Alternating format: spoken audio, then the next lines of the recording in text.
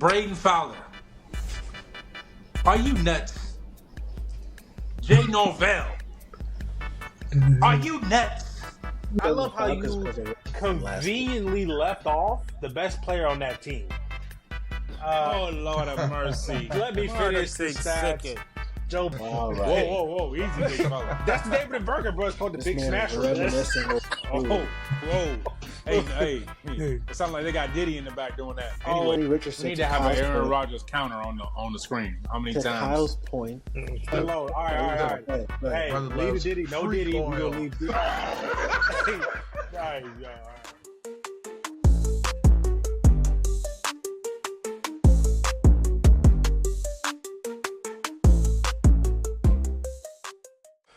Welcome to the 5th episode of Are You Nuts? We got a lot to talk about today. We have week 2 recap, all the games that went on this past week. Thursday night, we got Tua, all the upsets, Sam Darnold looking like Tom Brady. We're going to get into our power rankings. A lot of changes at the top with the 49ers losing, with the Eagles losing, at least on my list. And then we're going to end it with Unk's Corner. You know, Deion Sanders, Colorado State. Unk's favorite coach is going to get feisty. Stay tuned. 3, 2, 1.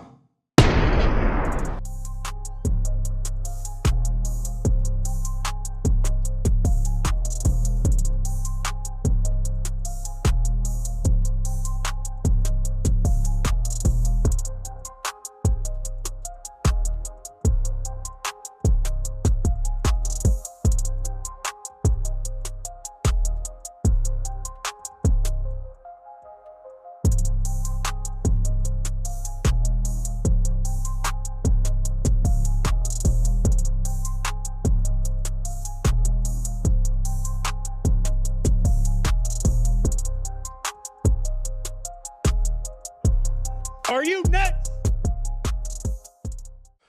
Welcome to the 5th episode of Are You Nuts? We got a lot to talk about today. We have week 2 recap, all the games that went on this past week. Thursday night, we got Tua, all the upsets, Sam Darnold looking like Tom Brady. We're going to get into our power rankings. A lot of changes at the top with the 49ers losing, with the Eagles losing, at least on my list. And then we're going to end it with Unk's Corner. You know, Deion Sanders, Colorado State. Unk's favorite coach is going to get feisty. Stay tuned. And welcome back to the 5th episode of Are You Nuts? How y'all feeling? It's week 2, baby. How y'all feeling?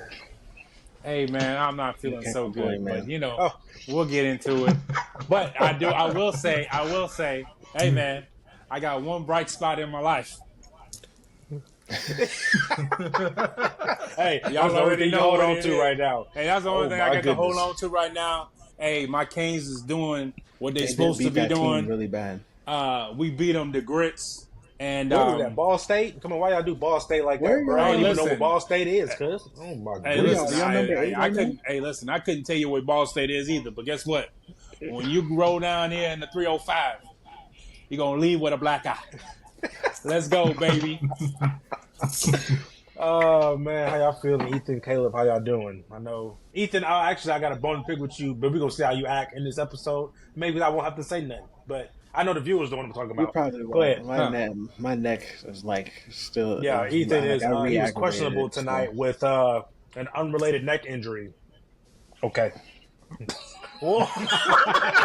Whoa. Hey. Whoa. Well, Hey, somebody may or may not have been throwing it back, but we're gonna go ahead on. What are you talking? Oh my god! Hey, let me go ahead and get started listen, with the recap. Listen, before hold the- on. That's from all that lemon and chicken you've been saying. Oh Lord. Oh, if you wasn't in tune for last week's episode, getting started? go We're to. just now I'm just gonna let, hey, starting, bro. timestamp. I'm just letting them know timestamp. An hour and 45 minutes of last week's episode.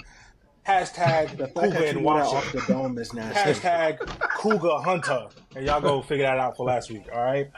But without further ado, we're going to leave Ethan in his Cougar ways alone. And we're going to hop right into week 2, the recap. Starting off with Thursday Night Football, of course. Miami Dolphins, Miami Bills, and Miami. Unc, I know he was having heart palpitations when Tua, I ain't going to do what he did. But when he was throwing up some of his fingers, what he go through. Unc, can you let us know what was going through your mind when that happened? And then we can go into the game. Hey, can we just have a moment of silence for my Miami Dolphins season? Because we dead in the water. You got Tyler Huntley, cuz. Oh. Okay, all right, man. Hey, man, it was rough. Hey, listen, in all seriousness, though, we get on here, we talk about sports, and we have fun and everything like that. But at the end of the day, man, football, as far as art, entertainment, it's just a game at the end of the day. And I want Tua to do whatever he feels is the best thing for him. What I don't want to happen is him, to be, 35 years old in a wheelchair or with dementia. Who knows? Even worse. Yeah. Mm-hmm. He's gotten paid. His $160 million is guaranteed. So if he decides that he cannot play anymore, if he's not medically cleared to come back, he's gonna have a good life. So I just want him to make the best decision for him and his family. So that's how I felt about that. And get that out the way. Yeah. Now, because my Dolphins season, we don't know what's going to happen. And I hate to say I told you so. But you guys know. You guys, now that we got this podcast, everything is recorded. You guys can, I think it's the first episode when we were doing the quarterback rankings. It might have been the second episode when we got to Tua. I didn't feel it necessary for us to pay him at that point. I don't think he had proven himself enough to get paid what he got paid. Not just because of his play, but also with the injury history, his prior injury history coming into it. This is now his.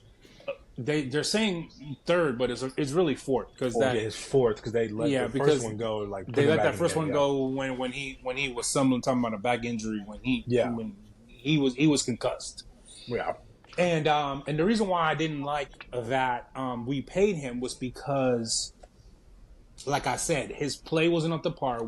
People look at it and they're like, oh, he had an MVP type season and look at all the yards and all that's great. But at the end of the day, I'd rather a guy have 180 yards a game, 2 touchdowns and we win, than a guy have 400 yards and we lose. So at the end of the day, it's not really about the stats. At the end of the day, it's availability, right? Number one. And number two, can you win the games that you're supposed to win? And can you compete in the games that people say that you shouldn't win or when you play a good team? So when you play playoff teams, when we played really good defenses, we just couldn't get it done. That's 2 years in a row. Part of that is coaching. So Mike McDaniels, I love how he started the season. I've been saying for 2 years that we need to run the ball more, right? You came from the way that San Francisco Mike Shanahan offenses run is power, smash mouth, run football. And then everything happens off of that. You play action pass off of that. Yeah. You open up the pass game. You open up down the field because you are forcing the team to have to load that box. And you got these speedsters on the outside. And I thought that the last 2 years we were getting away from the run. And so this year he came in focused on running the ball. And I love that. And I really thought that we were going to have, a good season. We obviously signed Tyler Huntley. I like him. He's a homegrown kid, right, from South Florida. I like a couple years ago when Lamar Jackson got injured, he came in and played well. I think got the team to the playoffs in the first round. So let's see what he can do. I think he's a better player than Skylar Thompson. We're going to talk about a little bit later in the episode with Carolina getting rid of Bryce. Bryson, yeah. And if they don't want him, I put my hand up. I'll take him. We got a good offensive line. We got some receivers that can get open. You understand me? So if y'all don't want them, baby, you just send them down south. We'll take care of them real good. You know what I'm saying? So we'll talk about that later when we get into Carolina, what Carolina doing, that dumpster fire and that. As Ethan would say, the poverty franchise. But man, to run it all out, man, we were getting our brains beat in before the whole to actual injury. I had already turned the game off. We were just we couldn't do anything on offense. I said, okay, third quarter, we're down 17. Look, we didn't get the ball first, so the Bills gonna get the ball. I said, defense, let's get a stop, give our offense, let's go. And the defense did what they're supposed to do. We came out, we stopped them on the first possession of the third quarter. I said, okay, offense, let's go. We get a score. We right back in this thing. Tua throws a pick six, and I was out. Everybody sleep in my house. I was about to start flipping stuff over. So I said, you know what? Let me go ahead and turn this off. And then then my phone, a few minutes later, my phone started blowing up with his injury. But I mean, that's it, man. Who knows our season? Our season's completely up in the air. Obviously, our entire game plan has to change. You bring in a new quarterback. I don't know. We don't even know who's going to start this week. I don't think Tyler Huntley's going to start this week, just because this is on offense. Our offense is very complicated, and so we probably have Skylar Thompson. He been here 2 or 3 years. I've seen him play a lot, and I'm not a fan of Skylar Thompson. And I feel like we did ourselves a disservice knowing that to his injury history, not getting a competent backup quarterback, veteran guy in the back, a veteran guy. I don't think I think they did that because Tua didn't want that. I think his confidence is super fragile. Like, oh, I have to look over my shoulder. And you don't have to worry about that if you just play well. But I'm gonna leave that alone. Yeah, we did everything. We put everything in the Tua basket, and unbeknownst to us, the basket had a hole in it. So see. Now, you said everything. I don't know if you guys have anything else to add, Ethan and Kay, but I mean, like you said, before he got hurt, Buffalo was, just forcing it on him, just no mercy. And again, Josh Allen didn't do much. He, played efficient. They ran the ball good. James Cook looked like his brother, prime Dalvin, bro. Just gash him, 5, 6, 7 yards a pop. So I knew early on, just not looking good. Tua looked out of sync the whole game.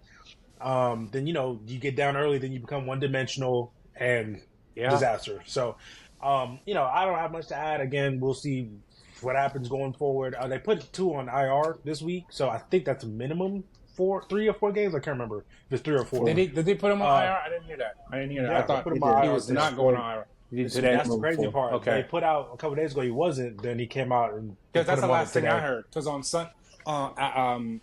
what's today? Tuesday. So yesterday, Monday, our coach came out and said, Mike McDaniel said he was not going on IR. Right. So I don't know what changed. And, he wanted to play, but he was consulting doctors and getting medical cleared. Right. But so I'm not looking too into that, but they did put him on there for. So that's minimum 4 weeks.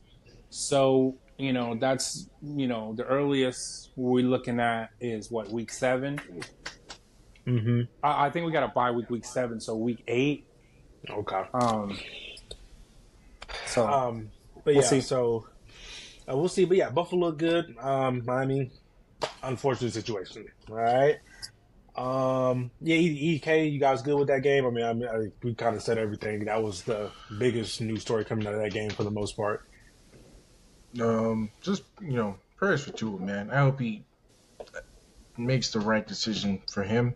I don't think at this point, I don't know if, the game of football is for him anymore. I know it's he probably has an emotional attachment to the game, every other athlete. But at this point, you have to do what's best for your health and your family and your situation. I don't think Yeah. playing in the NFL is, in his best interest anymore. So Yeah. I just hope he has good counsel around him. That's Yeah, it. I really do. So moving on and moving quickly. We'll just get this game out the way, and because plus it's first on my list. New Orleans beat Dallas. It was 44-19. I know we ain't got much to say about that, so we can just. Man, we gonna talk go about ahead this to the early? I thought we was gonna Oh. let this thing slide down to the back of the list. Go ahead. But I'm Go here ahead and for- go ahead and I'm here glaze. Go ahead and glaze. No, bro. Go I'm ahead. not Go gonna ahead, bro. glaze. Glaze. Go ahead. Go ahead. Wait, You want to. Hold on. Derek Carr starts Yeah. every Time season out. well, and then week Hold on. 9 comes and Time he out. turned into Time Jamarcus out. Russell. Blow the whistle. Go ahead. Flag on the plate. Listen, glaze. We all know who's the ultimate glazer on this show. Okay. Hey, man, go ahead, bro. I'm not Go ahead, glazing. bro. I've told y'all that Derek Carr is a viable, very good mid-tier quarterback. I think he was definitely top 20. You guys had him at the bottom of the league. He can't play. He's trash. He's awful. He's this. He's Bro. that. I told y'all he didn't have offensive line. Okay. All I'm saying is that he's not the engine for that team. Hold on. Let me finish. Before you get your 2 cents. No, go ahead. Go ahead. No. I know you got your. Take a sip of your haterade. Hold on. Let me finish. No. It's okay. I'm not going to argue. Go ahead. I will, actually. So I told you guys he is a very good quarterback, viable quarterback. Remember, when the Saints got him, they already had that defense, right? They had some pieces, and they said, "Listen, we get a quarterback, we can go deep into the playoffs, right?" He was their option. They didn't want to go draft one. They didn't want to get a young guy, and I mean, he's showing what he can do. When listen, and we talked about this before we started recording. You give any quarterback in the NFL, all these guys can play, right? There's there's levels to everything, but all these guys can play. These guys get drafted where they get drafted for a reason. These guys can play. If you give an NFL quarterback time to throw the ball, any good quarterback, any quarterback in the NFL can light you up in any given Sunday. Okay? Yeah. Now, he finally has an offensive line that's playing well. Came out, see what he did to the Cowboys. Okay? That's a good defense. But the thing about the Cowboys defense is undisciplined.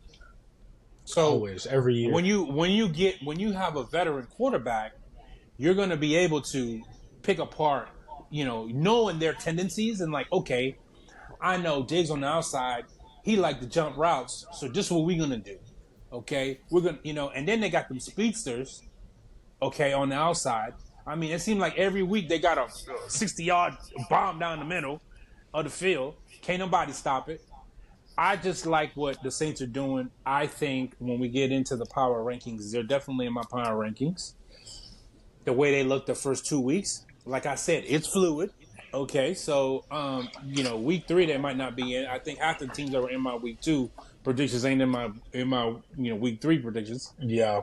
So let's see, man. But what I want to know from all of you guys, because every single one of y'all, 1, 2, 3, every single one of y'all told me the Saints were going to be at the bottom of that division, and the Falcons was going to be at the top of the division. And Ethan, I didn't say that. Ethan, run the tape. Also, hey, sidebar. I know you're a hater. Who's going to win the NFC South this year? It's that I know what you want me to say. Okay, you want me to say the Falcons, but they're not. It's not going to be the Falcons. Okay, I put. All right. Go ahead, Caleb. Okay? Listen, I'm not sure. I'm not sure who's actually going to win. Okay, but it's not going to be the Falcons. I can tell you that. Okay. I mean, if we're talking about quarterback play, I don't know what to tell you. It's not even in the ballpark. It wouldn't even be close. I say, hey, you know what? That's another prediction for later on. If you're really being ahead. for real, the Saints could be the 3rd seed, but we're gonna talk about that later. Go ahead. Well, I got it. Yeah, no, you can't speak either. Don't say So, nothing because so you, E, right you, there, you by right yourself. there. Hey, Nah. hey, hold on, E. You know what I set you up for? Run that goddamn tape when you said, "Oh, we're gonna be number 3 in the league," and then we come back. Okay. I did say the Falcons Go were ahead. bad, but I didn't say he was going to win the division. Yeah, but all I'm gonna say is it's week 2, Caleb so said I'm not like gonna 8 wins. let this slander continue. You were talking about the Saints and somehow you put the Falcons into this. Let's stay over there. Ethan, you can't speak on the Falcons because Hey, they're what in happened the same last week. division. You acting like Stay over there. I'm talking out of saying- context. So you He didn't says I mention. can't You speak just. I on the love how Falcons you 'cause of what happened last week. conveniently left off the best player on that team, and who contributed 3 tubs to that win on Sunday, and his name is Alvin Kamara. Now you didn't mention it no. at I all. thought you was gonna say Olave. No. Okay, I'll give you that. I think he had 4, right? He had 3 or 4. No, he had 3. Yeah, he had yeah. 3. He had 4. He had 4. 3 rushing, 1 receiver. Yeah, he had 4 of them things. So I feel like you conveniently left that out. Just you know what I'm saying. Now I'm Kamara not was hurt conveniently last leaving season. that out. Derek Carr is the reason. But listen, that. hold on. That defense Come is on, playing bro. well. Yeah, hey, 100%. Defense is playing well. I mentioned the defense. Okay, how did they get down the field? To have 2 he was inside the 2 running the ball lane. 2 of those rushing touchdowns was inside the 2. Okay, and then he had a passing touchdown. Where'd that come from?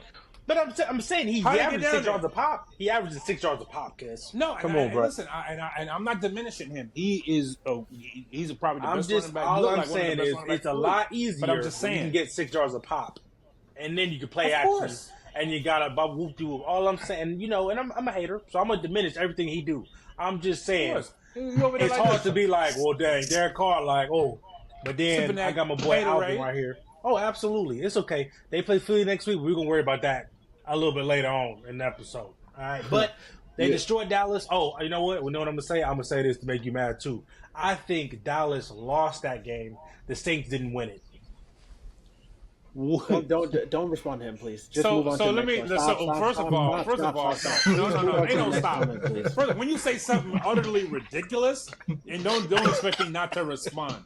If they lost by 1 touchdown, I give you that. I'm okay, all right, okay.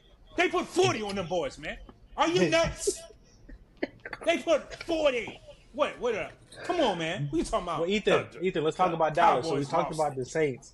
But Ethan, where does Dallas go from here? I mean, this is kind of a typical Dallas I don't loss. know. I don't really. But it's the same team. They're good in the regular season. And I told somebody, so someone said that they're always elite in the regular season. I said they're always elite versus terrible teams. And then when they come to play a team that's going to be in the playoffs, they can't beat them. And that's year in and year out. It's true. You just said that you want to see what I hate to even say this, but you said that we're going to see what the Saints do against the Eagles next week, and the Eagles have a worse defense than the Cowboys. And they're literally averaging 20. No. So, I don't – No. I honestly don't I don't agree with that. Listen, But I don't mean to cut you off, man. I hate when people do this. Like, it drives me crazy. You're talking about No. This is Skip Bayless mindset of I'm gonna boil down the entire game to the last minute. Listen, that defense gave up 15 in 4 quarters. I don't want to hear nothing. Okay, yes, that last drive was horrible. Yes, because they playing prevent and they let them get all the way down the field. I hate prevent defense, but you can't tell me in the NFL game a defense give up 15 points in the 4th quarter and you tell me they're the worst defense. What? Cowboys give up 40-something. Hold on. When I say that, would you not have the Cowboys above the Eagles in terms of defense? I'm not talking about like team. I'm talking about yes, they have a better defense. I'm talking about a specific game. I'm talking about last week's game. No. I'm not talking about. He said in general. I'm talking about as a whole. I think we could agree that the Eagles, not even just this year, even last year. Yeah, but listen, you got Nick Fangio as your defense coordinator. What are you gonna do with Nick Fangio as your defense coordinator? One of the best things we ever did to end last season was to fire his ass and send him wherever the hell he wanted to go. I mean, that Nick Fangio defense is absolute garbage. You're going to play zone, soft coverage, and you're not going to bring no pressure at all. You're getting your brains kicked in. They could be 4th and 30. And he's going to be like, just drop back and do. Man, if you don't stop playing, if you don't stop that foolishness, that Nick Fangio defense, I can't believe people in the NFL still running that garbage. It's trash. No, so it is Ethan, not that they don't have Ethan, good players. Now, that's- I will say that defensive line that they drafted, them Georgia boys are not performing. Okay, not, I'm going bro. to say that. They I'm not. They got to disappointed there. generate pressure because that's what Nick Fangio defense is. I'm going to generate pressure with 4, and I'm going to zone it out on the back end. Okay? If you can't generate pressure in that defense, they're going to look like how they look on that last drive. And Ethan, just what you go, I was going to say, the context for that would be, I don't think you can just translate 1 week's defense to another, as in like trends, as in we're in the second week. I agree with I that, think yeah. New Orleans playing Philly coming off of a loss, I think they're going to play better next week. So I don't think they're going to go play Philly and disagreeing drop with 40 that. or And beat listen, them by Philly, 20. You know what I'm Philly saying? should not have But lost that game. That damn coach need to be fired. But we'll talk about that when we get. When I was talking again about the two, I don't think I was looking into like it as deep as y'all did on a week to week basis. I was looking at over a stretch. I wasn't looking. Oh, they just played bad and they had a bad drive against the Falcons and the Falcons came back. That's not how I was looking at it. I was just looking at it in the long run in both defenses in terms of Cowboys. Because I mean, when will we ever see the Cowboys defense play that bad again this season? I mean, I'm not saying that's not going to happen, but it's less likely to happen like how it happened against the Saints this past Sunday. That's all I was saying. Okay. Got you. Cool. So moving on, we're going to talk about on this guy, Gardner Minshew in not Oakland, Las Vegas. So they played Baltimore. I would say we consider these one of those upsets. And again, it made Baltimore 0-2. They beat them 26-23. Gardner Minshew had 276, a touchdown, an interception. Lamar had 247, a touchdown, an interception. I watched a little bit of this game. Derrick Henry, they kind of got that going a bit. I think they could have given the ball a little bit more, but they kind of just started to get that in rhythm. I know it'll take some time, but what do you guys? What were your thoughts on that game? I mean, Baltimore's 0-2 now.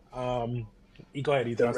The Ravens. If you watch the game, the Ravens defense broke down, and for where we had Gardner Minshew in our list and stuff like that, whatever. Oh, he's staying there. He ain't. I understand that, but I'm just saying that this specific game, he ain't play like that. Like he played great. Yeah, he did. Nothing that you could He say. had that one terrible interception in the beginning of the game, but besides that, even he played very well. The final drive and stuff like that, and he's now hitting Devontae and stuff like that. You got Devontae posting on Instagram talking about basically praising him in the capture and stuff like that. Man, I don't know. Baltimore. I just feel like Baltimore, as a team that's built to run the ball, you can't let them come back in a game like that. Well, when you have the ability to run the ball like that.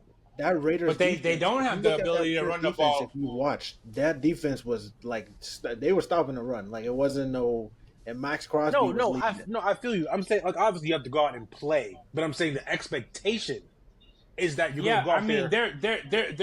Their mindset is to run the ball, but if you don't have the players in order to execute your that game plan with those backup guards, they can't run. This is not your Baltimore offense from the last year, the year before that, and the year before that. But when they're not getting that offensive line is not good enough for them to lead the league in rushing like they normally do. So now you bring in a Derrick Henry, to power run, and I don't even like how they're using them in the offense because like they're very predictable. They're like Derrick Henry come in, they're gonna run the ball. Hill comes in, they're gonna pass the ball like that. Like you basically telling on yourself. You telling the defense what you gonna do before you ever run the play. I don't like that. Yeah. What I want to say is the Stash is my man. Y'all already know how I feel about him. And also, hey, Max Crosby is a grown ass man.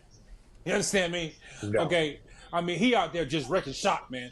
Hey, listen, y'all got to put 2, 3, 4 of them over there. Man, you listen. Y'all better stop 98. You have Lamar running for his life, bro. You better stop 98. Hey, I don't know how y'all come into this game. No care. I don't know how y'all come into a game and don't make sure that y'all got double team, triple team on 98. I don't know how that happened, but I guess they thought like, oh, Lamar's gonna be able to skedaddle out of there. No, he will not. Hey, man, Max Crosby, man, is a stud. They played a good spy game when they were running zone. Because like they would have Lamar. Obviously, he would try to scramble, but once you have the spy coming, I mean, you got Max Crosby. He's not slow. Yeah, and they played incredible defense because what they did was they were running them stunts and bringing Crosby up the middle, Exactly. and their DNs were containing. So Lamar couldn't go left or right, and then you have got to go Crosby straight. coming up the middle. Right. And then, so what you gonna do? Right. So that was a great game plan. That was a great game plan. There you go. But yeah, so we're going to talk about them a little bit later as far as being a team that is far underperforming this year as far as being 0-2 and hopefully not going 0-3, but we'll see. But we'll talk about that a little bit later.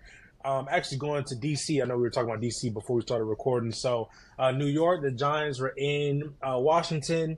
Washington won 21-18. Again, the snooze fest. I don't know if y'all had this one on, but good luck to you. It could have been a higher scoring game.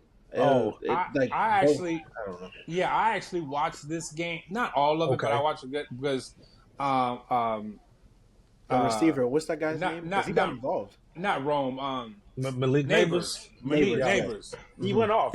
Listen. I got him on my fantasy team, so I was keeping close eye. I was like this. Hey. He had a good day. So hey man, 10 catches.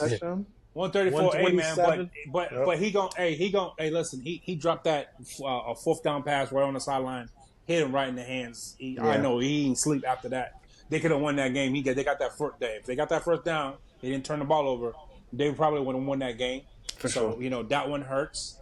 But hey man, Daniel Jones, man, if you see, man, they made some throws, man. Like Daniel Jones did not play bad. They did not lose this game because Daniel Jones didn't play well. Nope, I agree with you there. And I'll the Commanders just so happened to win with field goals. I don't think they scored a touchdown. Jaden Daniels, man, I like what Jaden Daniels doing. It looks like they got a running game, bro.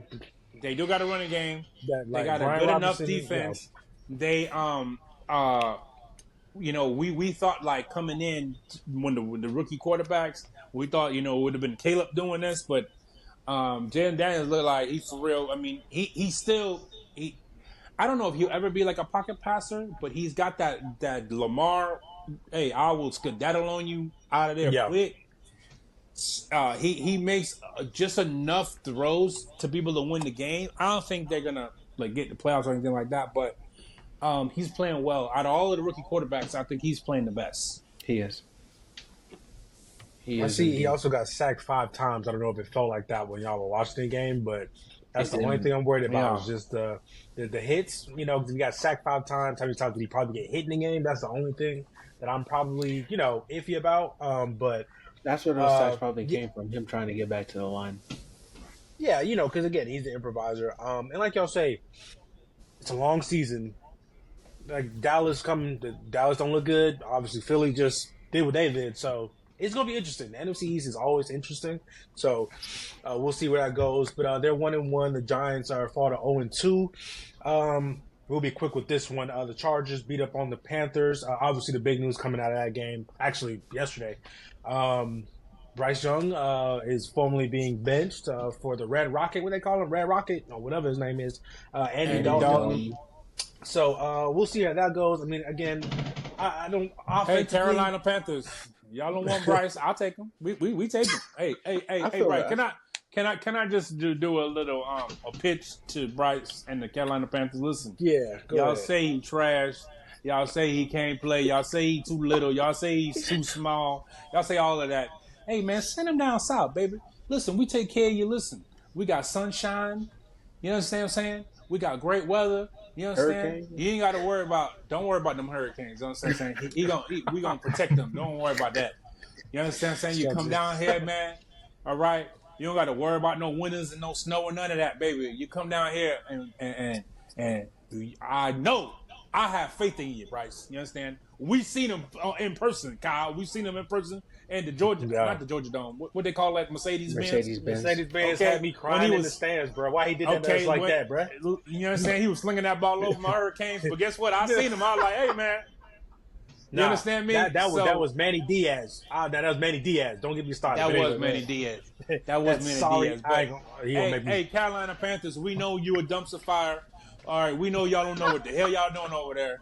Okay, the coach is just trying to save his damn job. He's like, listen, they fired people after 3 weeks over here. Let me try to do something. That's the thing. Like, how am I supposed to get a footing, and I got to be looking over my shoulder after week 1, and I just got here? Come on, Hey, man. man. Michael can't do that, Hey, though. hey, it's The man ridiculous. came. Hey, they have the stat since the owners took it over in 2018. They've had 10 coaches Yeah, and it's reversed. They've had 10 yeah. quarterbacks. I think. They've had 10 quarterbacks and 7 coaches Yeah. in 6 years, man. So I mean, obviously these guys don't know what the hell they doing. So man, hey, if I was y'all, man, don't even trade for him. He ain't no good anyway. Just cut him so we can pick him up. You know what I'm saying? Well, to that bad. point, I I feel will bad say for him, though. he's 18 games into his NFL career. This is just utterly ridiculous. The guy don't have. You have Adam Thielen as your number 1 receiver. Okay, Like, we're I not talking about can't- Adam Thielen for 6 years ago. We're talking about 2024 Adam Thielen, man. What are we talking about here, man? Okay, what are we talking about? The team said him like they literally. I feel bad for him. Like you see him at every press conference. The man literally looks depressed. Like Bro, he's broken, they bro. literally His confidence is gone. They Y'all set him put him up for out there. failure. Y'all have You go these from- high expectations. You don't have no offensive line. You can't protect him. He's running for his life. Literally, I watched one. I don't watch the Carolina Panthers at all. Okay, I don't. But I see the highlights. Man, literally, there was a play where he hiked the ball. He took 2 steps and dude was all on him. Like, Yeah. there's no quarterback that can survive that, man. I And don't it care who he sucks. is. It sucks because he came from the top tier Alabama with Nick Saban, Okay. all them boys, and a great. How many offensive line. pros he played with? Okay, you pros think all good. along that offensive line. Yeah, You got yeah. pro wide receiver, pro tight end, pro Pro running wide back. receivers, he might have had the best trio of wide receivers at any given point in the history of college football. So, like, So come on, let's be we for know real. if you put him in a competent franchise, You know what he's capable of. we know what he's capable of. Like, That's, come on, man. That's as much as I'll say that. And, We can leave it at again, that. it wasn't like pre-draft news and stuff had him like, oh, this is a terrible pick. Hindsight to everything, everyone's gonna be like, well, I would have taken CJ. Well, you didn't on draft night. You're like, oh, that's a No, great pick. hell no. So, Everybody, he was a consensus number 1. Nobody Yeah, thought so- CJ. First of all, CJ has broken the Ohio State quarterback curse. Everybody say, these Ohio State quarterbacks Yeah, ain't no good in yeah. the NFL, and he's the only one. So ain't nobody was talking about, oh, CJ was gonna be so great. No, everybody thought that Bryce Young was a consensus number 1 pick, and they went with Yeah. that pick. And I'll let you know, this is how bad this. I don't know if y'all saw his stat line. And again, if I'm seeing ghosts because I'm down to the hut and I'm just looking over my shoulder, I can't push the ball down the field. Bryce Young was 18 of 26 for a grand total of 84 yards. Hey Yeah, man, it's listen. Can we have another moment of silence for Bryce Young's career I in feel bad for Carolina? him. Because it's dead, it's over with. And listen. Sometimes the grass is green on the other side. Oh, most definitely. But yeah, so and then on the other side, Justin Herbert and the offense, the Chargers didn't have to do much. It's Carolina. Justin Herbert only had 130 yards passing, 2 touchdowns. Their running game really took over. J.K. Dobbins, I don't know if you guys seen him, but through 2 weeks, hey, J.K. Dobbins, he said, hey, Baltimore, you didn't give me my money. I'm gonna show y'all. He looked good. JK, Hey, but I like how he look out here. they wanted to keep him, but the problem is he's always injured. So his injury history kept him from getting the money. Well, yeah, that's true. You can't pay no injury prone a running back. Well, you could, but it wouldn't be smart. Yeah, like they don't want to pay a healthy running back, You know what I'm saying? much less a injury prone one. Exactly. But yeah, so Carolina obviously falls to 0-2. But the Steelers, I don't know, you guys- 2 weeks, 1 passing touchdown. We can talk about that later. Somebody said I'd rather have Justin Fields, but I'm gonna leave that alone. I don't even know how I brought that up. Bro, I'm not gonna say that. It don't- Chargers it go to don't 2-0. look- It don't look too much better in Chicago though. So either way. Well, We at get least to he's a those. rookie. Let's go. I will say that. At least he's a rookie. But it don't look better. But at least he's a rookie. But I don't think Somebody it's is in their Caleb, though, 5th or but 6th season. we'll He's get to Justin Fields 5th season. And people call me a hater, bro. But like, bruh, I'm not about the name or like hype or he a homegrown kid. Are you gonna win me football games? And I know you can be like, oh, I'm winning them. Bruh, him coming down here with this talent, I don't believe in him. But anyway, I don't want to go into a tangent because I'll go down that Yeah, let's path. go. Indianapolis and Green Bay. And again, I kind of mentioned this last week about the words I had about Anthony Richardson. It kind of reared its head again this week. Green Bay with Malik Neighbors starting. They won 16-10. Malik Neighbors. What did I say? Malik Neighbors. Malik Willis. My bad. Malik Willis. Yeah, Malik Willis as starting quarterback. Yeah. They beat the Indianapolis Colts. Anthony Richardson, 17-34, which is exactly 50%, which is not good. 204 yards, 1 passing touchdown, 3 interceptions. That's a lot of turnovers. Again, something I mentioned in the last episode. But Malik Neighbors did what he was supposed to do. They got to win while Jordan Love is out. But did I say Malik it again? Willis. Yes, you said it again. Malik Willis. Goodness gracious. Did what he had to do. But Ethan, this is your team, and you glazed them. So go ahead. How you feel about? You keep saying it's my Malik team. Willis. It's not my team. I'm rooting for Jordan. Your guy, Jordan, Aaron Rodgers. Who's your team? Out. Who's your team? Go ahead, man. Who's your team? Who's your team? You better not say Atlanta. Who your team is? Hold on. So Uncle was saying that it's not my team. Uncle was saying that I glazed Jordan Love a little bit too much. You know what it is, whatever. That's who I like on the team, and y'all know it's because of Aaron Rodgers. That's whatever. With Anthony Richardson, we need to have an Aaron Rodgers counter on the screen. How many times? Kyle's point about the turnovers and completion percentage.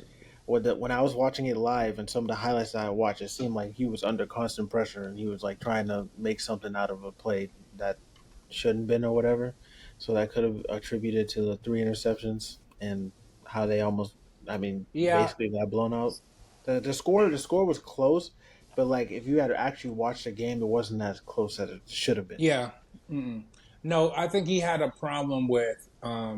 He's got to make faster reads, so he has a problem with processing like the defense, and I really consider this is an extended like rookie season, right? We all know he missed like the second half of the year last year, so what teams are doing is they're confusing him, right? They're showing something and running something else, and so what he's seeing or what he thinks is happening is not really happening, which is why he's throwing these interceptions, but. I thought that LaFleur had a perfect game plan. Okay, we got a new quarterback in here, bro. What we going to do? We're going to line up. We're going to smash them out, run the football. I think Malik Willis only passed the ball like 11 or 12 times in the whole game. Yeah, he was 12 or 14. So they just wanted to smash my run the ball. We're going to throw it a couple times. Yeah. We need a first down.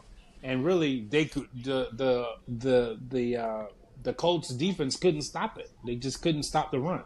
He managed the game, and that's what they needed him to do. Yeah. If you can't stop the run. Hey, listen, rushes. If I could, that's what I'm saying. Like, if I could get 200 yard rushes, I don't need to pass. If y'all can't stop it, I'm gonna just keep running it on you. Yeah, 151. So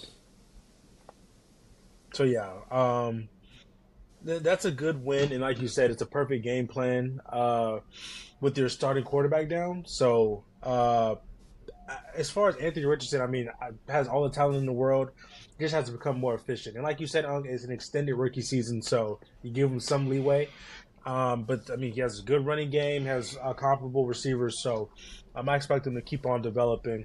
I wouldn't say necessarily that's a surprising outcome. Now, I will say this one, in a way, was the Minnesota Vikings hosted the 49ers and beat them 23-17. Sam Darnold, they say he a bust, but he was cooking on Sunday. Before Justin Jefferson went down. We don't keep playing like this for the rest of the season. They are listen, not. Man, I've been saying for years that I thought that the Jets got off with Sam Darnold too quick. The Jets, just like how I feel the same way about the Panthers. They drafted a quarterback when they were not ready to draft a quarterback, right? In order, when you're a bad franchise and you're going to be picking high, you want to build a line first. Like, I don't run a team, but if I ran a team, the first thing I'm going to do is I'm going to build my line first. And then maybe a year after I got my line right, then I draft a quarterback. Well, you can't put the cart before the horse, okay? Yeah. You have to build that line in order to protect that guy. Because I don't care how good of a quarterback you are, if you can't protect him, he's going to have a hard time finding guys. Yeah. So, that's how I feel. That's how I feel about that, man. They just. That's how I feel about it. I mean, I wouldn't really and I told y'all this before we started recording. I mean, they've lost to the Vikings for like the last 2 years. And even Brock Purdy said it after the game. They had a mic up there. He said, "Bro, y'all always have our number. I don't know what's going on." Like, I honestly don't know. They keep losing. You know why? You know why they always have that number? Because what does 49ers want to do? They want to physically manhandle you, right? Yeah. They're gonna play physical. Well, guess what? The Vikings got probably the top 2 offensive line in the NFL. Okay. And on the defensive side of the ball, they got, like I said, like you just mentioned, Brian Flores. He gonna blitz you out of oblivion. That quarterback never gonna feel safe. He never gonna feel like, oh, I got extra time, because he's sending 2-3 guys every play. So you're gonna have to make up your mind what you want to do, and you gotta make it up quick. And they got and that's why I love point. that type of defense, man. You can't have. That's why I'm talking about that Nick Fangio. You have to apply for these quarterbacks are too good. You cannot let these guys just sit back there and pat the ball. Oh, I got time. Let me look. Oh, there you go. Like, no, man. Listen, that's why I love Brian Flores, right? Brian Flores always going to have a good defense. You know why? He's going to apply pressure to the quarterback. You're going to have to make quick decisions, and that forces the quarterback to make mistakes. And that's why they have a hard time. They got a great offensive line, okay? And listen, man, those coordinators and that young coach and those coordinators, which Brian Flores should be a head coach. They got a head coach over there being a defensive coordinator. And, I mean, that is a good squad, man. That is a really good squad, scary squad. And that's what I'm trying to tell you. When you take a guy, that went from Jets, terrible organization, when we talk about they get it on the right track, but they couldn't protect Aaron Rodgers when they got him. So if Aaron Rodgers is a Hall of Famer, he can't survive behind that line. What you think about a young quarterback? You get rid of him, you go to Carolina. We know what the hell Carolina is. Okay, he survived that and get the hell out of there. Okay, finally get to a quarterback. You get him behind the top 2 offensive line and look at him. Yeah, he know how to play, man. You just gotta protect these guys, man. And they give up these quarterbacks. And I get it. Like, the money, you get the pressure from the fans, and the fans are like, oh, this guy is trash. You in New York, and boo, this guy is horrible, and all of this. Meanwhile, you crush the guy's confidence. Is actually what's happening to Bryce, okay? And Bryce, a guy like Baker Mayfield, Sam Darnold. Bryce, come on down to Miami, baby. We got you. That's the summary for today's episode. Bryce, we need you in the 305. Hey, I'm making my pitch, but baby. yes. People talking about Russell Wilson and blah, blah, blah. Forget about Russell Wilson, okay? We are in a timing offense. 1, 2, 3, get it out. 1, 2, 3, 4, 5, get it out. We run a timing offense, okay? Russell want to sit back there and be dancing and pity-patting and messing around. We don't got no time for all that, okay? We need Bryce Young, baby. I want to ask on a down. question, but I can't. I'm gonna ask you afterwards. Go ahead, say it. Ask the question on while we record. No, I can't, because then you go be Ask like, it on "Oh, live, dang, baby. that's twice." Say it with your chest when you say it too. I'm just saying, if you had a healthy coming off an MVP season, y'all could actually. I feel like y'all would actually go somewhere. I believe that too, but guess what? That ain't I know gonna you happen. don't have them, but I know. Right? If you're talking about because that is how y'all offenses ran, bro, you light y'all up for 5,000 yards in the season, maybe even Bryce, 6. Bryce, we love you down here in the 305, baby. We love you. Well, staying down in Florida, let's talk about another Florida quarterback currently. That is Trevor Lawrence and the Jacksonville Jaguars. Oh, Lord. Deshaun Watson and the Cleveland Browns in a game where there was 0 passing touchdowns between both quarterbacks. And I will repeat that.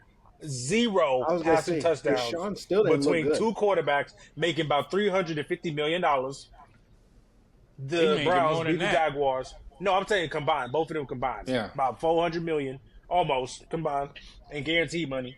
The Browns beat the Jaguars 18-3, and another stinker because my goodness gracious. Listen, man, Trevor Lawrence 0 for 7 in his last 7 starts. We don't Woo. even need to talk about that no more. Woo wee, boy, That's that over with. we People pay talking about, mediocrity. oh, Jacksonville's gonna be viable for the division. Man, the Texans will beat the brakes off them boys. I can't wait to see the game next week. It's not gonna be fun. Yeah, we don't gotta talk Deshaun did about run this for a game, touchdown, but we don't pay you $250 to run for touchdowns. We pay you to pass for them. So, Next. I will say he didn't turn. Did he turn? I don't think he didn't throw no didn't picks. turn I don't believe. No. I mean, he didn't turn the ball over, which in his case is a good thing because can't do nothing right. So I guess what's the thing? No news is good news. I guess. All right, I don't know. Now Trevor Lawrence, on the other hand, I'm about sick and tired of him. Huh? Deshaun Watson or Trevor Lawrence? Trevor Well, Lawrence. Deshaun, I've already accepted what he probably is going to be. I thought you were already talking about Trevor Lawrence, for the longest time, people, Trevor Lawrence, he's not young anymore, okay? You got your extension, and you a grown man, and you stink, all right? So, and then what I didn't like, too, when he said in the post game, he said, we suck right now. No, you suck right now, okay? Did he say that? You the one that got all the money. Whoa. He did say that. You the one that got the $200 million. Don't talk about sit up in there and quarterback talking about. I hate when quarterbacks do the talking about. Oh, we no, ain't no goddamn we. You suck right now, Trevor Lawrence. If I'm Travis Etienne, right? I'm like, boy, speak for yourself, Travis bro. Etienne doing what he's supposed to be doing. Okay, bro, I think he just tied or passed the rushing touchdowns in Jacksonville history. He doing what he's supposed to do. Okay, what's this guy doing? Another sub 200-yard passing performance. Like I said, the last 7 starts. He had 220. He had 220, but he was 14 of 30. Yeah, which is. His QBR was that's about 40-something%. I'm not good at math, bro. But that's about 40%. Crazy, 40%, 40-something%. A completion percentage. Yeah. I mean, no, you suck right now, son. You got really good receivers on the outside. You got a good offensive line. Like, it's your play, son. It's you. Not too much, but that's on them. Next, Jaguars. I wanted him to do well. I ain't worried about but that. He is not living up to standards, okay? People need to call him out on it. I don't hear enough slander for my liking. That's all I'm saying. I'm a hater, bro. All right. Moving on. We're gonna go to the Seahawks and Patriots game. Did they play? Where did they play? Did they play in Foxborough? Yes, they did. Yes. Yeah. The Seahawks come away with an overtime win, 23-20. I was talking to actually one of my Patriots fans. One of my friends was a Patriots fan today, and he's just like, "Hey, like we're not supposed to be good this year. We just want to be competitive." They've been competitive. Obviously, won week 1. I don't really care much about the Patriots. They've caused the biggest heartbreak in my sporting history of liking sports ever. So I don't care about the franchise. Them fans can kick rocks with no shoes on. I don't care. But how you guys feel about this game? I mean, I don't know if you guys have anything personally vested in Geno or the Seahawks or anything, but it was a good game, a good football game. Yeah, I expected them to do that. The Patriots are always going to have a good defense, right? We know that. Their head coach now played on the defensive side of the ball. They're always going to have a good defense. Their problem is going to be scoring points, right? So that's where we're at with it. Yeah. Nobody really believes that they're going to do much this year. I got them probably 4 or 5 wins for the season. But the Patriots are the Patriots. And then the Seahawks, man, I like what Geno's doing. He kind of regressed a little bit last year. 2 years ago, he was really good. Got the big contract. Kind of regressed a little bit. And then this year, he's looked really good. I was going to say, so point of note.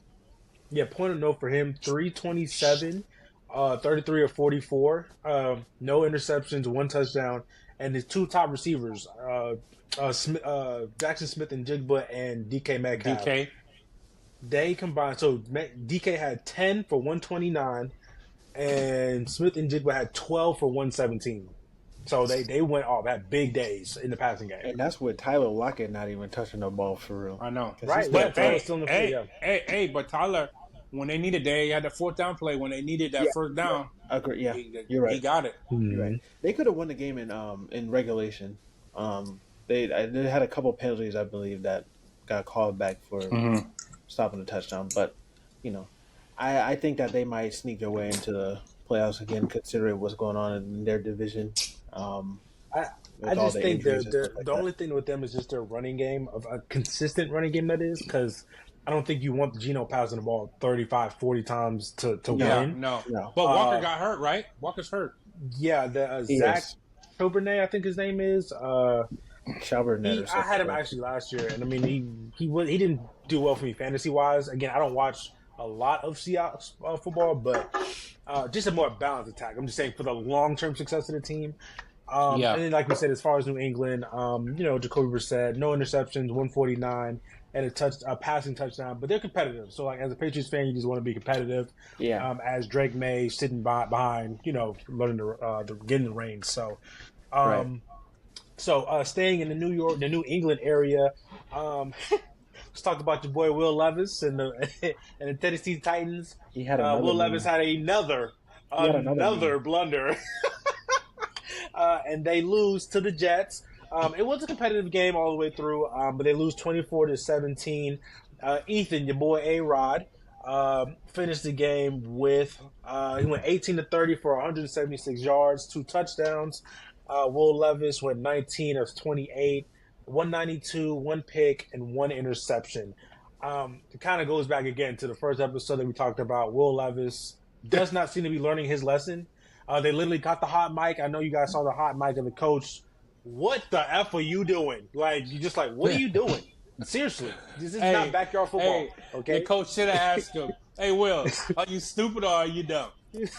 But, hey, listen, man. Hey, man, listen, Will Levis, come on, man. I'm sure they've had many talks with you. If you're going to take a sack, just take the sack. Okay, don't try to look for somebody. Don't try to find somebody. You got to take care of the ball, son. You got to take care of the ball. When you try to do all that, you're either going to throw an interception or you're going to fumble the ball trying to do too much. Okay, take the sack, live to see another day. If you have to punt the ball, punt the ball. But you got to protect the ball, son. Okay? That's all He it just comes down on to. the ground just doing all type of foolishness. Like, come on, man. Calvin really had that one catch. I was like, I don't even know how you caught that, but that was nasty. amazing. First of all, Will Levis was like, "Oh, he caught it." Yeah. He didn't expect that catch. Hey, he threw that ball in the double coverage. He's like, "Wait a minute! Oh, he caught it! Oh, man, come on, man!" I think everyone was that's what surprised you for that. don't want to see from your quarterback, bro. And then the run game for the Jets this week was better than last week, which I guess that could take a little bit off of Aaron Rodgers. I mean, Let me tell you something. Brees Hall still don't look like how y'all said he was going to look. I'm going to just say that. All right, I'm going to leave it alone. No, sure. What you mean? Also you didn't see him lining about outside with that passing touchdown? He looked like a wide receiver, like a slot receiver out there. What you talking about? Hey, how many running backs in the league? How many running backs in the NFL right now can do that? Or line up at a wide receiver in the slot and catch the ball over the top of his head? Come on, man. About 15 of them. Yeah, okay. Well, man. You're not gonna make me defend no damn Jets. Now. Listen, they have the rookie running back Braylon Allen as well, and he scored 2 touchdowns. So. Hey man, I picked up Braylon Allen off of waivers, man. Hey man, I'm like, what? I'm like, he's still out here. Them boys asleep. He must be in an 8-man league or something. There ain't no way. No, boy. 12-man league, boy. Oh, he just this season. But that's crazy. But that was a good win for the Jets. Yes, it was. So we'll see where they go going forward. The Titans going to be at the bottom of the AFC South down there with Jacksonville. So whatever. All right. Hey, listen. You could take Jacksonville, and then you could take the Carolina Panthers. Yeah. And then you sprinkle in the Titans. What the hell is the Titans? The Titans, yeah. And you can ball them up and just throw them at the bottom of those. That's just relegate them to college or something, bro. That's wild. Hey man, absolute garbage. So going what they call Detroit, the Motor City.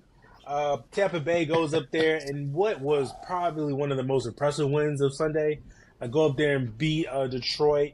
And like I said, I mean, you said it earlier. I didn't think, like I said, I didn't think Tampa Bay by any stretch of the imagination wouldn't be competitive or not good, but they look good up there. The passing game, Chris Godwin, when Chris Godwin and Mike Evans are on this on page with the quarterback, it's a scary sight. And trust me, I've been seeing it all my life. They've been in this division for as long as I can remember, bro. I just feel like they've been here forever. Go somewhere, but they look good for real. They do a great Mayfield, game plan. the bakers, man. I told y'all he last bakes week. these cakes as fast as he can. He not boy, that boy, I told y'all last week. Baker looked good. Them boys baking. That boy is slinging that thing all over the field. I will say though, hey, did you guys see the run where he juked the jock strap bro, off the dude? Bro, when he hit him with the shoes. Kate, when he hit him with the Heem. Mayfield looking, checking, surveying, has all day, nobody open. Now he's going to run.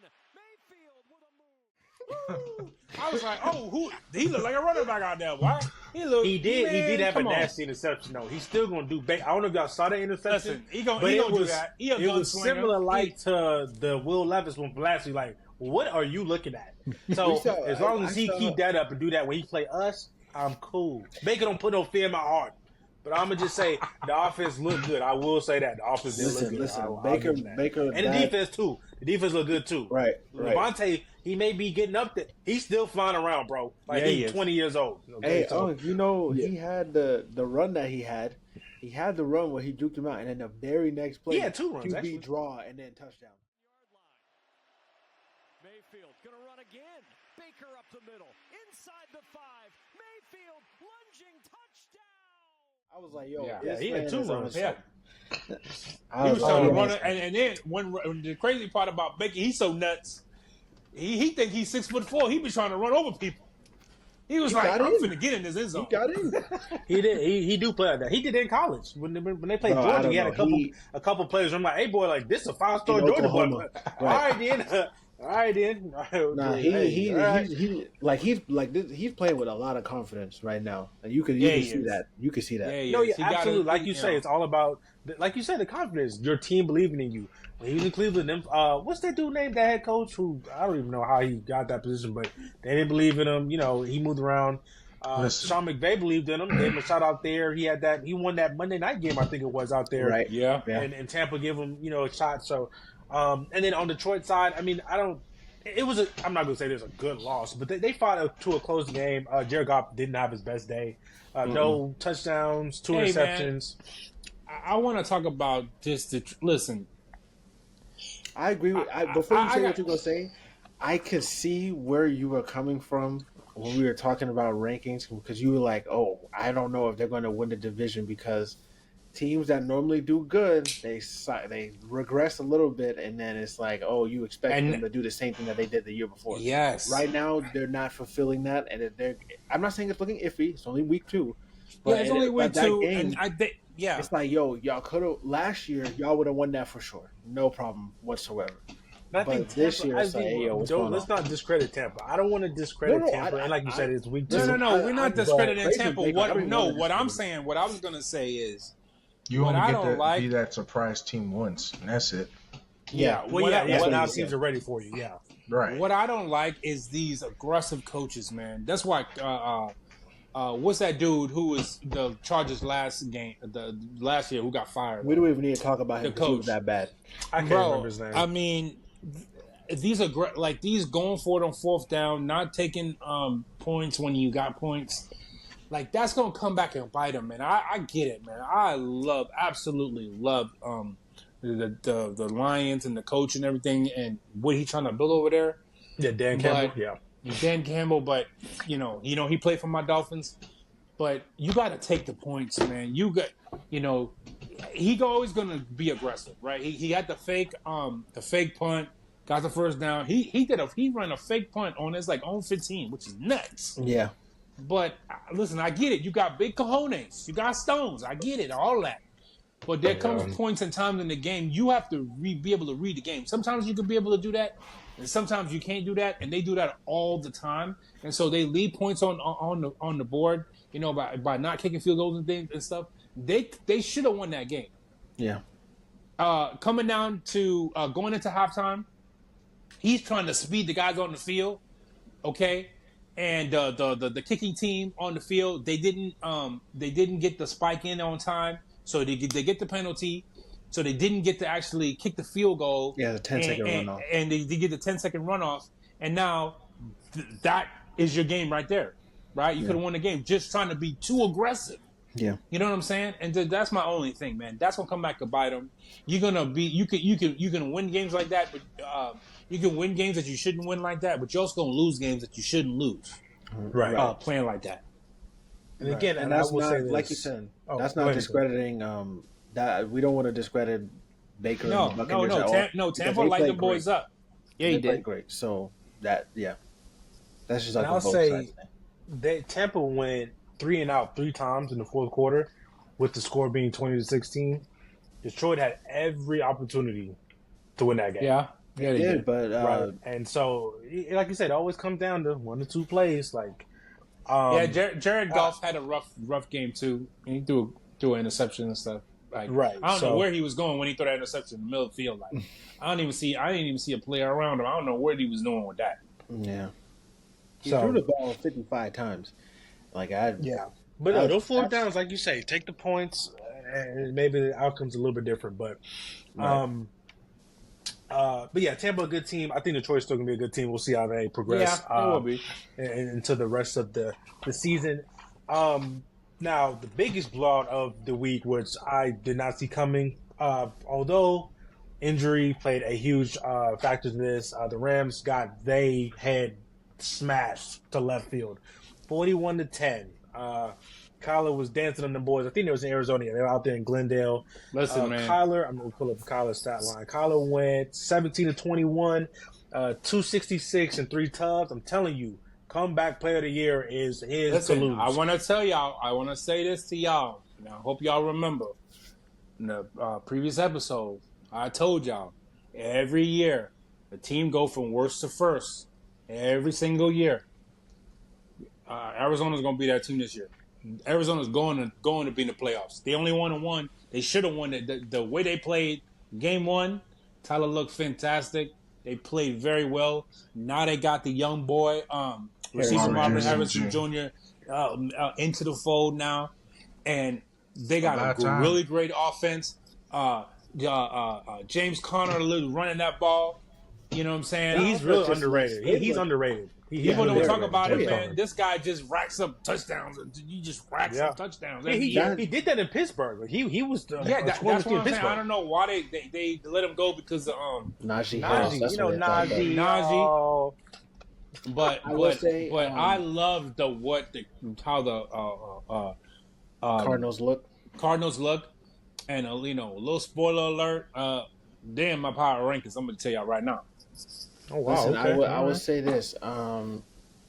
We knew that the Rams defense was skeptical coming into this season, having losing a lot of players. And I just want to say really quick about the Rams too. I think last year they have too much expectation. I think last year they overachieved. Yeah. And so the people thought like coming into this season like, oh, they're going to be better than what they are. I think they really played above their bridges, above their heads. Last season. So they have more expectation this year. I will say this one. I mean, after the two. Well, I'll say after the second one to Harrison Jr. But like, how he threw it, I was like, is it even going to like? It looked like he just like he put no effort into it. Like he just lobbed it up there and it just got there. I was like, oh, this is crazy. Then the other touchdown that he had, where they said he did the look away. To I can't remember his name. Was that McBride? There was one of the receivers. He was caught it sliding in the back of the end zone. Yeah. He was doing what we seen Russell Wilson doing 10 years ago. No, Elijah Higgins. That's what that was. Oh yeah, just running around, and then you launch it downfield and your receivers there. Boom. And I would say this: we forget because we just have short-term memory when it comes to this stuff. Kyler was doing that before he got hurt. Oh no! Before the PR slander. Oh, you play Call of Duty. Kyler was doing that, right? And then all that happened because after he got his money, and then we kind of, can Kyler play in the league? Can he? I'm telling you, Kyler. I never lost no faith in Kyler for real. Like I told y'all in my ranking, I told you he gonna be comeback player of the year. That's He how. is. There's nothing to show me he wouldn't be like that. You know what I'm saying? Yeah. So, and again, he had D-Hop last year. He got hurt, but like you said, Marvin Harrison, the defense played well. And on the Rams side, it's a bad week. You have bad weeks. But moving forward, well, I'll wait because for projections. But again, with those injuries moving forward, those young guys on defense, it seems like a perfect storm for them to kind of go on a little slide for the next couple of weeks. But we'll see. That's a huge loss for Matthew Stafford, and that was something that I was going to talk to Uncle, especially considering that we had him in the top 5 or whatever. You lose, lose your best receivers. Like can you hear me? Both of them. Yeah, in back-to-back weeks. So, So we got 4 more games real quick. So we'll run through them. Pittsburgh and Denver. Oh my goodness. That game you was can just you could just skip that. No, Ethan, that's your boy. Ethan, you want to talk about your boy? You don't want to talk about your boy Justin Fields. No, Justin Fields. Listen. I want Justin Fields. I didn't want Kirk Cousins.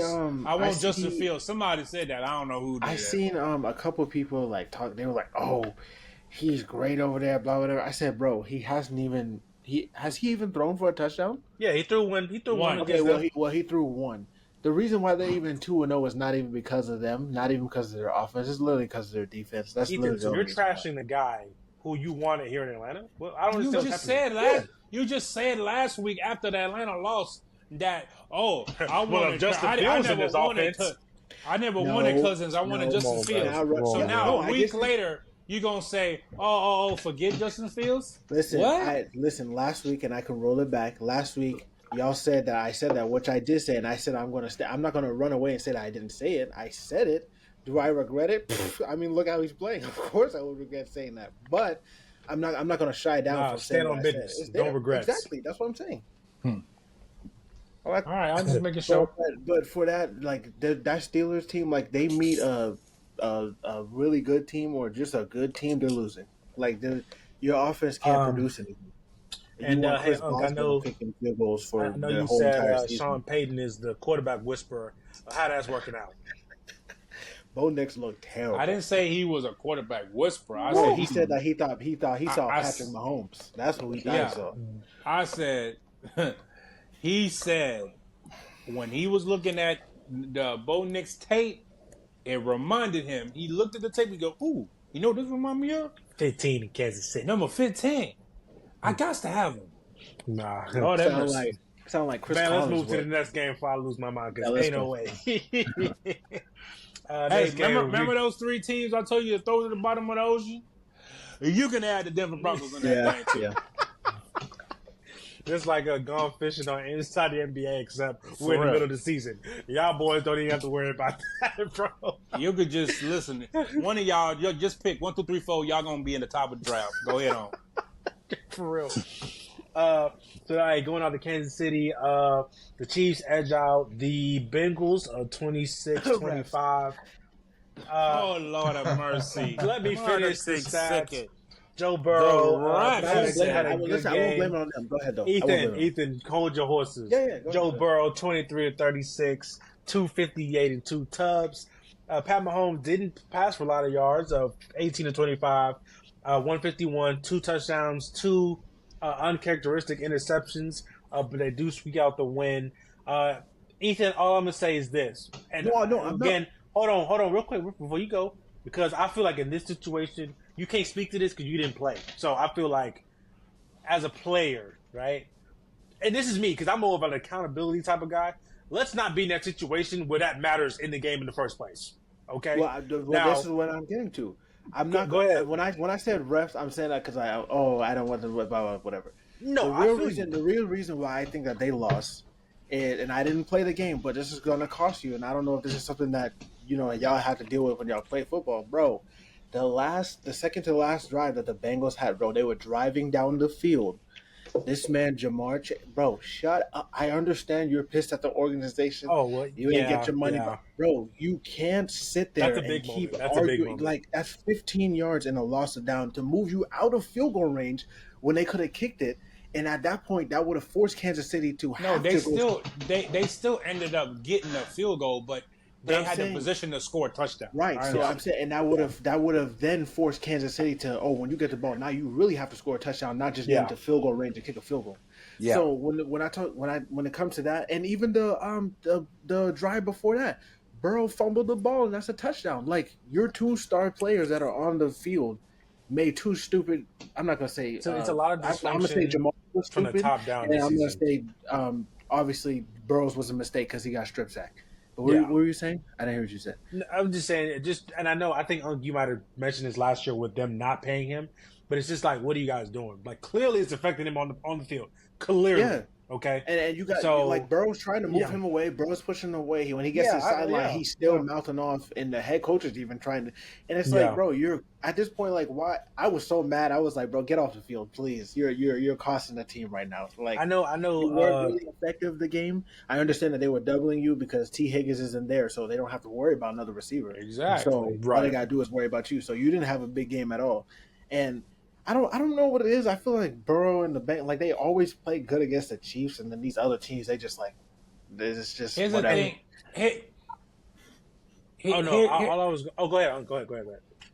No, all I was saying is, here's the thing about when you playing the Kansas City Chiefs, you can't beat yourself. They're Exactly. so good, and you got 15 on the other side, and you know if the game's on the line, he gonna do what he do. So you can't beat yourself. Like you said, those personal foul calls, like it just matter. can't happen. They matter. It just can't happen, especially that point in the game where you were on the field. It just can't happen. But I just want to say that the Bengals outplayed Kansas City. Yeah. Yeah. But here's the scary part. The mark of a really great team is to win the games when you don't play well. So That's what I was gonna say. So this is so uncharacteristic. He had a bad game. He They had a terrible this is so game. uncharacteristic of Patrick Mahomes. The two interceptions were not just like interceptions, like they were. Well, the dude made a miraculous one-handed insane. interception, that one, which is nasty. But the first one he threw, it was like I don't know what he was looking at. Like I guess it was probably one of those. Broke it down. It was cover It was two, probably and one of someone was those the sky. option route. He was the No. sky, so he was out of his vision. So by the time he popped back in, the ball was already gone, and he was going to throw it to Kelsey. But like he was like, boom, he was right there. Yeah. So when I was looking at it, I was like, I don't know what he was looking at. But yeah, man. What the scary part is that Kansas City is gonna win games that they shouldn't win, and then the other games, obviously, when they put it together, you know, they're almost impossible to beat them. Yeah. So I think that the Bengals actually should have won that game. I didn't expect Chase as soon as I realized T. Higgins wasn't going to play again. I didn't expect him to Chase to go off and have a good game because, like you said, you can't double up. What makes Jamar so great is that he's gonna attract attention, but you can't give him too much attention because you got that other guy on the other side. Yeah. Mm-hmm. But that kid from Harvard, that other receiver, Burton? I forgot his name, Prince, whatever his name is, the guy from Princeton, the Ivy League guy, on the Bengals. He played incredible. I think he had 2 touchdowns.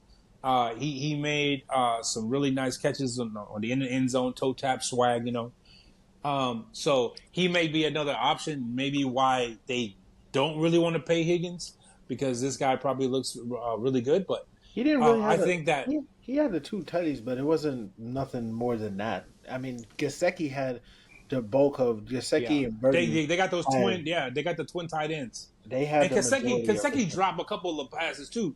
He did. And I listen, I know about Kaseki, right? He come from the Yeah, Dolphins, he was right? right there. Yeah. He's a great passer, and the reason why we got rid of him is because he don't block, right? He just want to run and catch passes like he a receiver. Hey, he light in the back, like He they is, say. yeah. And then back there. So he be getting tossed around. He can't run block. He doesn't really want to pass block. So he's a really good offensive catching passer, but he dropped a couple passes, I think a first down where they really needed to have it. Yeah. But I think that the Cincinnati Bengals outplayed the Chiefs. They should have won the game. They couldn't find a way to win the game. Yeah. And now they 0-2. Yeah. And to that point, hey, the great teams find a way to win. Like you said, Pat Mahomes with the 2 interceptions. Moving forward, they did sign Kareem Hunt today as Pacheco went on IR with the broken fibula. And I was gonna say, like, it reminds me of kind of the prime Belichick days where they bring in guys and it's like, oh, the guy, whatever. But in that system, Plug and play. They'll give Kareem 15. He'll give Gracie 75, 80 in the touchdown. I guarantee it. Right? So He's been there before, so it's not like it's anything new for him. twice, right? Did he go there, leave, go No, there? no, they cut him. They cut him because remember he went to Cleveland. Remember he got right? that. But I'm saying, that's that, Cleveland. That assault charge he left Cleveland and went back to Cleveland. Yes. But yeah, when Chubb went down. But yeah. So okay, we got 2 more. So we got Chicago and Houston and NRG down in Houston. The Texans win 19-13. I was actually at Chili's with my 3 for me watching this game. So shout out to Chili's if y'all ever want to holler at your boy and sponsor us. We would take 3 for me's every day of the week. You understand what I'm saying? I don't know how y'all feel. I love Chili's. But anyway, I think this game could have got okay. I know, that triple double. Hey, anyway, now what they call that big smasher burger? Because anyway, all right. Whoa, easy, big fella. That's the name of the burger, bro. It's called the big smasher. Whoa. Hey, it sounds like they got Diddy in the back doing that. Anyway, moving on. All right, relax now. No, he got indicted. Let's chill out on that. What they say that boy had 1,000 bottles of baby oil in his house, bro. That's crazy. Listen. Why would that even be in there? You're like, you know what we mean? Why would that be in there? Listen, I was watching World News and this goes like, we found over 1,000 bottles. I'm like, somebody actually counted how many baby oils y'all found? Like, don't tell me y'all took all the baby oil. Bro, about Dom, they was like, so does that mean he buys the bottles wholesale? Or like, do they... Bro, I was crying today, bro. I was crying, bro. Johnson & Johnson, he buys them by the truckload. That's hey, man, great. Hey, listen, I need a whole truck of lube. This freak off finna go for about 4, 5, 6 days. That's crazy. Lord, that's crazy. Days and hours. Anyway, I we wouldn't getting be off surprised topic. if he had personally branded. Oh my goodness. But he can leave it alone. All right. Hey, leave Diddy. No Diddy. We're gonna leave Diddy. All right, bro. See, here y'all go. Let me steer the shit back to Houston, where I was at Chili's watching this game. The game. Potion. Caleb, get off the Diddy train, bro. Come on. Here you go, bro. Okay. Oh boy. Goodness gracious, bro. But I feel like this game could have gotten out of hand early, like as in first half early, because like the score was close, but it didn't look close on the field. Like if you were watching that game, it didn't feel like it. Like I'm like, Houston should be up 24-3. Yeah, 27-10, whatever. Exactly. But I keep saying this. Everybody says it. C.J. Stroud, like his composure. Just how he just walk on the field, like those guys see that and they're like, we ain't got no problems, we cool, ain't no problem. Like, hey, listen, he's man, so y'all composed, man, in the pocket, bro. Oh man, y'all know how I feel about CJ. Listen, the glaze is unreal, bro. He like that, bro. Salivating. Hey, listen. I'll take him in Atlanta. I'll give up the whole farm system for him. Let me tell you something. You can call me the Glazer extraordinaire when you come to CJ. Whoa, I thought you was going to say something crazy. Okay, whoa. By the way, matter of fact, your boy birthday coming up, and Christmas is right around the corner. Somebody want to buy me a CJ Stroud jersey. He want the Stroud jersey. But anyway, I'm not gonna lie. I'm not gonna lie. I was gonna buy one. Listen, man. Hey, y'all know how I feel about CJ. CJ is the composer. Bro, I just want that on my team, bro. I can't get that on my team. He did say composure. Your team last real night. salacious. Listen, all right, guys. All right. It sounded like you was rubbing yourself. It's been a long time since I had. Is that what we're gonna do? We're gonna take everything back to Diddy house. All right, okay, you just like too much foolishness. Exactly. Hey, but like I said, man, CJ Stroud, man, an absolute stud. Y'all know how I feel about him. he out there just slinging that rock, getting out of the pocket. You can't pressure him. You can't drop in coverage. If you bring pressure, he get out of the pocket. I don't even know how you guard against this guy. I don't know how you build a defensive game plan around this guy because he can beat you in so many different ways, and then he got all the weapons. Hey, and I want to shout out Nico Collins, boy. That boy's a stud, man. Hey, yeah, he hard. Listen, man. Nico, doing this thing out there, but yes, I listen. Like I said, I told y'all in the other video, man. Texas gonna win this division. Jacksonville don't gonna have nothing to say about it. And they're gonna go. They're gonna have a deep playoff run, man. They're gonna have a deep playoff run. If them boys can stay healthy, they're gonna have a deep playoff run. I agree. I will say just early worries. DJ Moore is not one of them diva receivers because he was Carolina with the trash quarterbacks. They trotted out there for the past 4 years. You saw him getting frustrated, something I haven't really seen from him as a player. And I know they kind of, as a receiver, he probably fed into the hype like, oh, number 1 pick, this guy whoop-de-whoop. Bro, he not getting no numbers. When a receiver get paid, he want to show like, I deserve this money. You understand what I'm saying?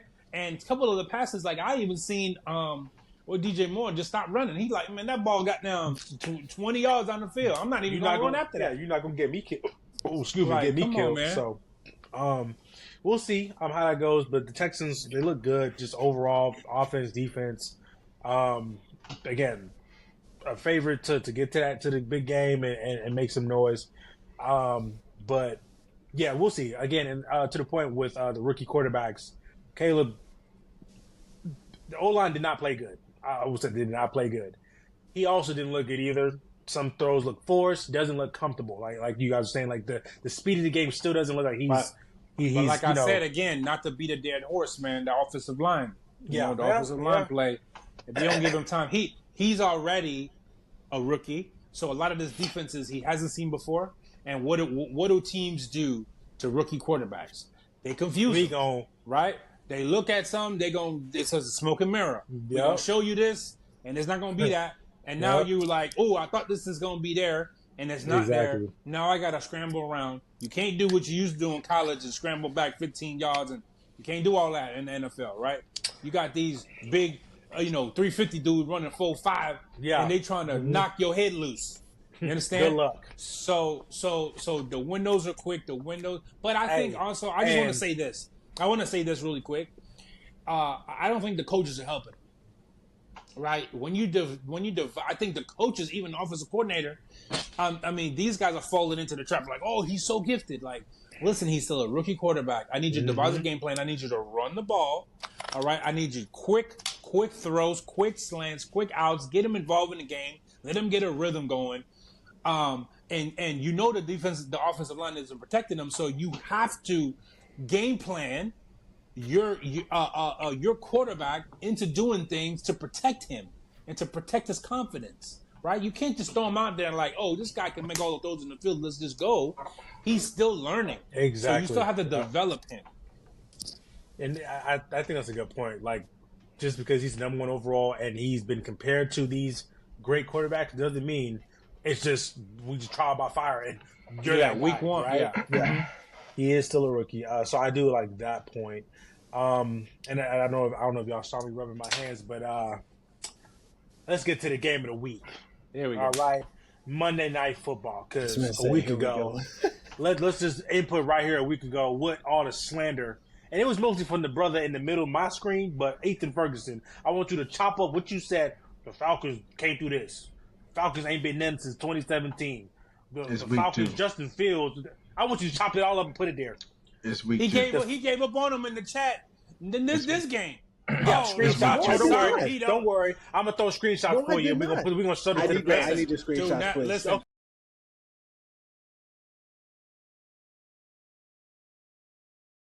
Okay. I will send that. Listen. I will. Listen. I will grab that screenshot and we will. Hey, chat. We're going to put his screenshot where he said, oh, look at them sorry Falcons. I knew, blah, blah, blah. I don't know exactly what he said. He gave up on them. And then they come back and score that last second touchdown and say, oh, it's the best thing I've ever seen in my life. Exactly. Anyway. Yeah. I'm so. That's not what I happened. forgot about that. Yeah. That's what we're going not to what do. happened. So, Listen, the Falcons won. will Falcon. Caleb, just let him The talk. Falcons will Just Falcon. let him talk. Just let him Come talk. on, stop it. Hey, you can go to the island Quit with it. him too. You can go to the island too, bro. Listen, All right, listen. the Falcons won 22-21. And Delusional. absolutely fantastic, pitch perfect 2-minute offense I ever See seen what in my I'm talking life. about? You see what I'm talking about, right? 2 minute, the most perfect 2-minute offensive drive I've ever seen in my life.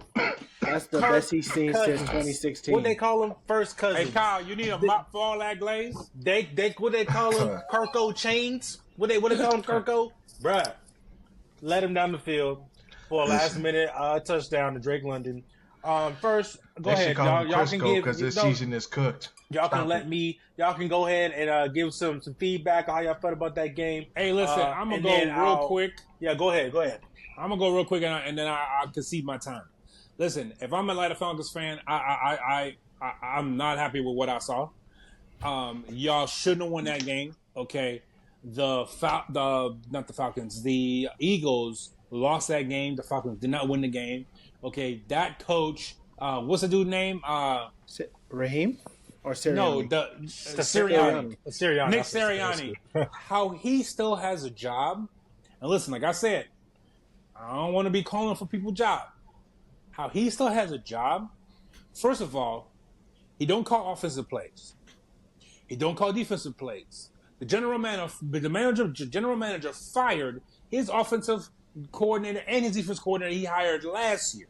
Okay, the GM brought in his offensive defense coordinator. So not only do you not call offensive plays, you don't call defensive plays, and goddamn it, you can't manage the game.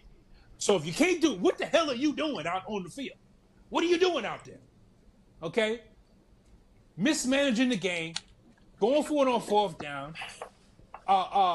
We talk about how, being aggressive is going to lose you games. Okay, and I just want to say this, and I'm done. Saquon, you got to catch that ball, baby. I was about to say. Saquon catch that ball, the game over. Game's over. But first drive of the game, y'all go down. You had like a 10 or 11 play drive. You can't get off the field with all that time and all those and all them yards and all those plays and don't get no points. You go for it on fourth down. You get it at 3. That's the game right there, right? You had a ridiculous. At the end of the game, it's about clock management. Okay. Now I don't agree. Saquon got to catch that pass, but you shouldn't have been passing the ball in the first place. Run the ball. The Falcons do not have any timeouts. So if you run the ball on third down, okay, and guess what? Even if you don't even kick the field goal, for me, listen, you have 3 yards to get a first down. You run the ball on third down. You don't get it. I'm running the ball again on fourth down because guess what's going to happen? The Falcons going to get the ball with like 30 seconds. 40. Sorry. No. It's not going to be 40 seconds if they go for it on fourth down. Well, that's if they go for it, but who says to Okay, that so I'm saying do not kick the field goal, okay? Okay, let's say they go for it on third down, they get 1 yard. Now y'all get 2 yards. What the hell are the Eagles known for? The goddamn tush push. You line the hell up, okay, and you get 2 yards. If you can't get the 2 yards, guess what? The clock keeps running. It's going to stop the change of possession, but they're going to get the ball with sub 30 seconds. Like, this is clock management. Why would you call the pass play on the third down knowing that you have fourth down? It just doesn't make any sense. There's a lot of things that went wrong. So I would have fired. Listen, he wouldn't even have made it back to the. Hey, listen, go straight to the car. You understand? don't even bring your ass back in this locker room. Just go straight to the car. We gonna mail you your shit. Okay. There's a lot of things that went wrong. That's absolutely ridiculous. There's a lot of things that went wrong for the Eagles, like you said. There's a lot of things like Saquon could have caught the ball. If they passed, could have got the ball, that would have been first down. That would have been the game. If they had ran the ball, time would have came off. And if let's say that they didn't go to tush push and that they did kick the field goal, even if they did if the Falcons did get the ball back, probably would have been 40-ish because they calculated or whatever. And literally, the Falcons scored in under 40 seconds? It was a minute 13 when they got the ball. Yeah, but your play call No, but your play call is different. Everything's different. And guess what? If you go for a fourth down and you actually get the first down, game over. Right. So they don't even get the ball back. There's a lot of scenarios that could have played out, and for once in a lifetime, the scenarios actually played out right for the Falcons and didn't go in the other team's favor. How it's going. Listen, on that third down play, after that third down play, they had a 95% win probability. 95%. And you lose that goddamn game? I think it was 99.3 at one point because the Falcons only had 0.7 chance of winning, and they came back and won. I put on my thing, and a lot of people listen. That was probably, like Kyle said, that was probably the best 2-minute drive that you've seen from the Falcons in a very long time. Okay. You said Falcons because I said don't want to hear no best 2-minute drive I ever seen. Because what about that damn Mahomes drive that he had 15 seconds? Come on, stop. No, don't say the best you ever seen. You can say Falcons, but don't say. That's fine. I think when Kyle says that, we're talking about you going the full field and touchdown. Yeah, like that. That's back. That's back line days. Matty Ice used to do that, baby. Right. Matty and Julio. Right. Caleb, go ahead before I go. Go ahead. Listen, I'm an Atlanta native. You know, I've been here. Go over there. Stay over there. All my life, and all my life. And there was a time where we used to be good, but you know, you people are being delusional. Okay? You people. You people. Wow. You people. Listen, okay? you people are nasty work. You people are being delusional. Okay. When we talk about success and we talk about winning. How you say success is crazy. All right, Dr. Umar. Success Hold so on. salacious. Yeah, bro, what's We're wrong talking with you? about success. Yeah, repeat it. Yeah. That's never been synonymous with Atlanta. Okay. Unfortunately, no matter what sport you pick. I hate to say this, and I forgot to mention it in the last one. The Georgia Bulldogs won back-to-back, and then the Braves won the year before that. So yeah, really he's trying to go off 21, football. I'm staying 22. on football, bro. But anyway, go ahead. I mean, the Bulldogs are in Athens, and as far as okay. I mean, I guess, but we're talking about you're football a traitor. right now. The Anything game of else? football. Congratulations on the win, but just remember your history. Okay, that's all. I don't need to remember history. All I remember is that we won and won, baby, with a perfect 2-minute drive. All right, so all I'm gonna say is the offense still does not look like it's still not moving at 100% efficiency. Bijan and again, with No, I said Bijan looked really good last night. Oh no, I was going to say there is an aspect of the offense that looked good, and that's that boy Bijan Robinson. That's why he went first round. Now, as far as the passing game, again, it still doesn't look like everyone's on sync and comfortable. They look like it on that drive, but the first 3 quarters still happened, and so I can't just say, well, because that drive, everything's wiped clean. I can't say that. So, again, as time goes on, as we get deeper into the season, that chemistry will be built up. The running game's there. We've always, I would say, the last 2-3 years. Yeah, he's on my fantasy team. People don't know. Like me, I told you, we got names on this team that people don't know, but like they are. Algier ran for 1,000 yards last season. Mm-hmm. You know what I'm saying? Like just because B's on there don't mean he's not good. Hey, listen, this might be a stretch, and I know Shanahan was here when we had it. But we had that dynamic duo in Freeman and Coleman. Why you keep saying we? Why you keep saying we? That's all I'm saying. See, you beat me to it. I was gonna say ain't no we, bro. So stop saying that. I don't know. It is we.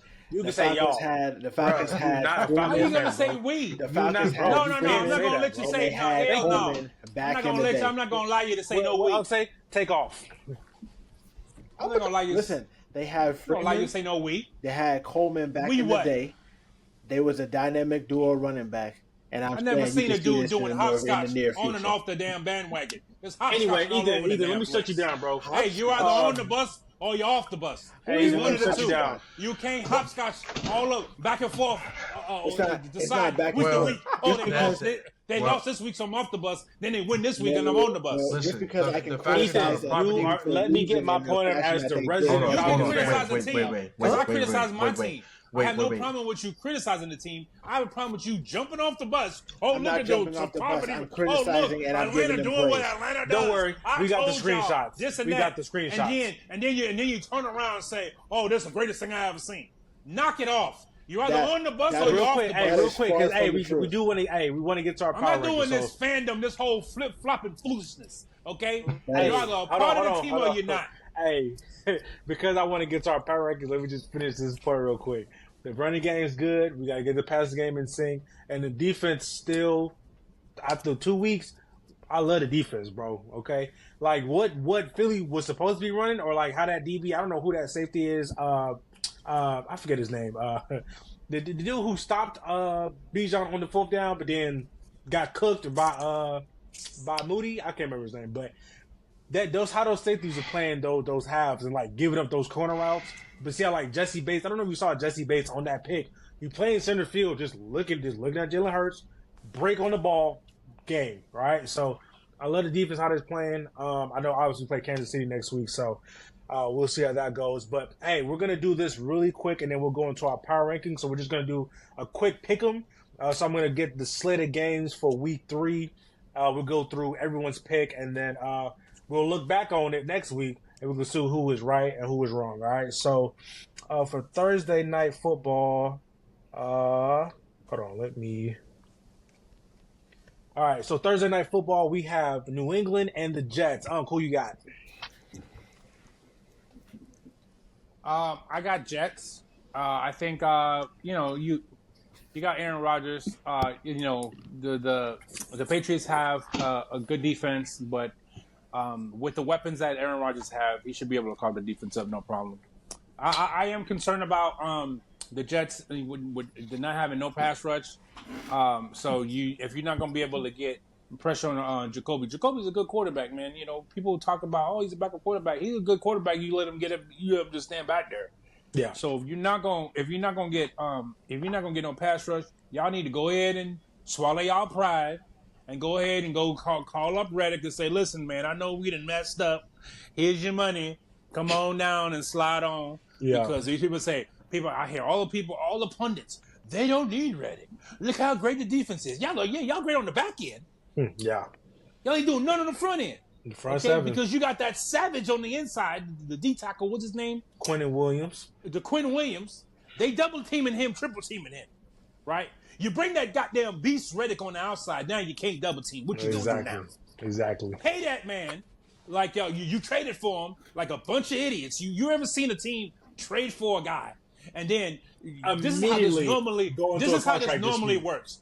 Normally, if I'm gonna trade for a guy, the GM is going to get on the phone with his agent, and they're going to draft a contract and say, this is what we're thinking. Then the agent's going to get it, give it to his client, and say, what do you think? Oh, I like that. Okay, boom. You're going to approve the trade. As soon as the guy come in, he signs on the dotted line, boom, that's done.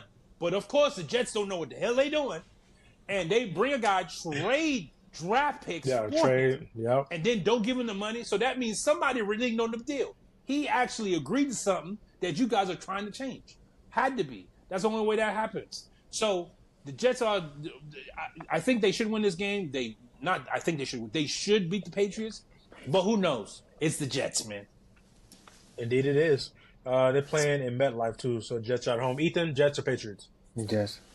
All right, Kay, Jets or Patriots? You already know. It's the Jets. Alrighty, so I'm going Jets as well. They're 6.5 point favorites as well, so that's almost a touchdown pretty much. So the line think they're going to blow them out. Here we go. Dolphins in Seattle. They're playing at it's not CenturyLink no more, is it? I don't think they call it that no more, but no, they're in Seattle. Yeah, they're in Seattle. The line is 4.5. I think it might get ugly quick. I wouldn't have liked that game even up Tua was playing, given the weather and whatnot out there in Seattle. But again, given the situation, I don't have any faith. I'm going Seattle. Go ahead, Uncle. Give me Seahawks. Listen, man. Y'all know, man. I can't pick against my team. All right. Hey, I feel you. Yeah, do I have confidence that we're gonna go up there with that crazy fan base, that wild savagery, these people screaming at the top of their goddamn lungs? I don't even know who my quarterback's gonna be. Is it gonna be Skylar Thompson? Exactly. I don't know, but I can't go against my guys, man. Right? I feel you. Maybe we shock the world. You understand me? Exactly.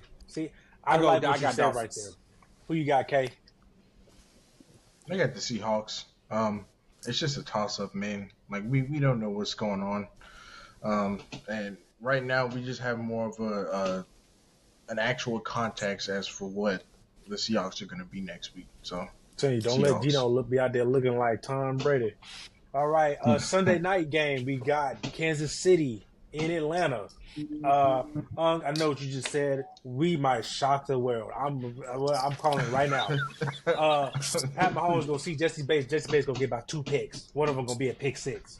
I'm taking Atlanta in a nail biter. Young Way Cool for the win, baby.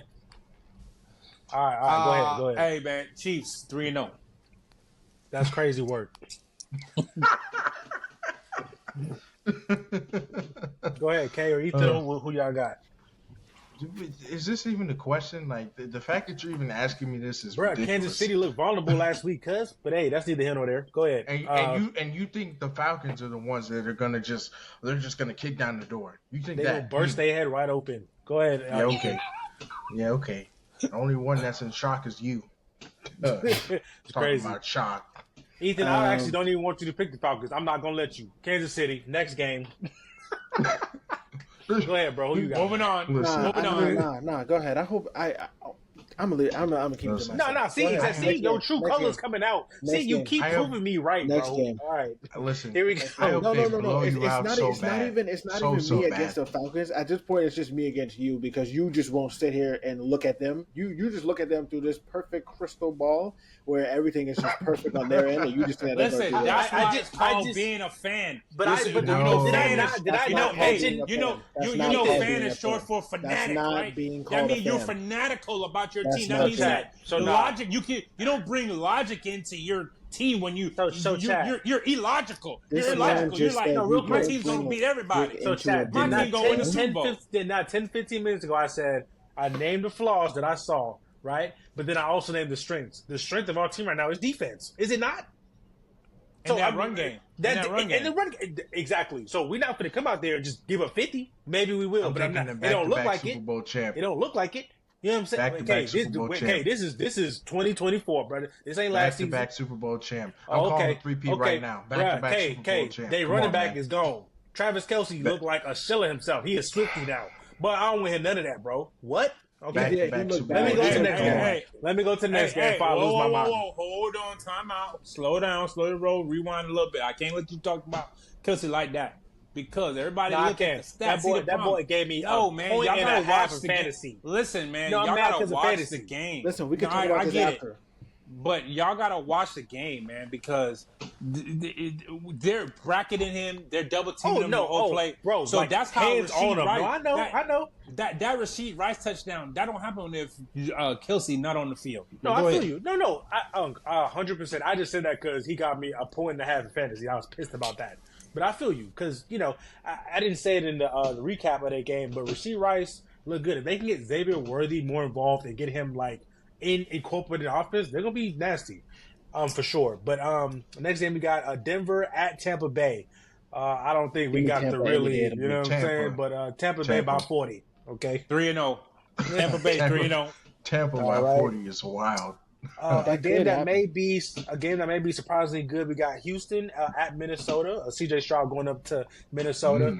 Again, Minnesota defense playing good. I'm taking the Texans, but I think it'll be a closer game than people think. Justin Jefferson's I think so out. too. Give me. He is. Yeah, he is. I got Stroud. Give me the Texans. Give me Stroud. Okay, cool. Moving on, keeping going. We got the LA Chargers at Pittsburgh. Let's see if your boy Justin Fields can throw for another touchdown because it'll be week 3, and that'll bring him to a total of 2. I'm gonna pick. Go ahead. I'm taking Chargers. I'm gonna take the Chargers. No, I think they're gonna that running game. I'm taking Steelers. Okay. Because the out of everything between those two teams, that Steeler defense is lights out. That damn Joey Bosa is a grown ass man, son. Okay, Joey Bosa. That's T.J. Watt. T.J. Watt. Okay, well, he's a grown out there man too. Hey, listen, was right about the first one. Bosa is a grown ass man, but I'm talking about T.J. Watt. T.J. is another. T.J. Watt just wrecking shop. Okay, if you think that Herbert's going to have the answers. No, Hey, by the way, no, how y'all feeling about y'all think pick, no, y'all no. QB picks? Or you got Justin Herbert in the top 10? How you feeling about that right now? Hey, all three of I'm you not guys. moving him. 2. But I'm gonna go I ahead didn't and have Justin Herbert. I didn't have Hey, Justin Herbert. by the in my way, top number 10. Talking 2, about me and Kyle. by the Oh, I was about to say. Harbaugh wants to run the ball, and I feel like I can't trust Justin Fields because if Pittsburgh go down, is Justin Fields gonna be able to bring you back into the game? So I think they're gonna run the ball, and they're gonna control the game. That's how I feel. But you got Pittsburgh. Ethan, who you got? I got the Chargers. Chargers, K. I got the Chargers. I just All don't. Yeah. And trust me, we go. Hey, we go. Hey, this is on tape and recorded. All right, you understand what I'm saying? All right, here we go. We got Philadelphia at New Orleans.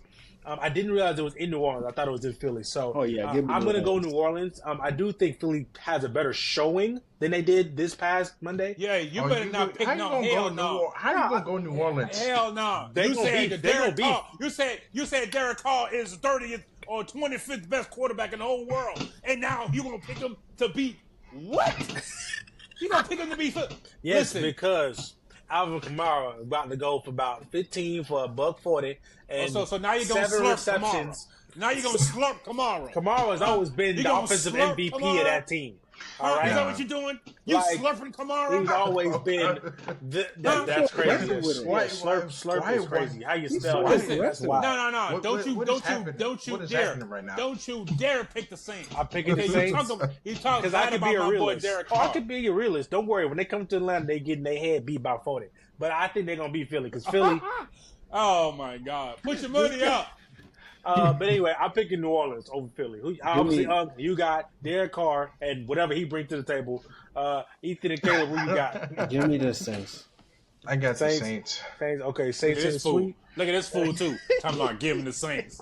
He want to whisper it. He want to. He don't want to say it with his chest. He want, give me the I'll Saints. say it with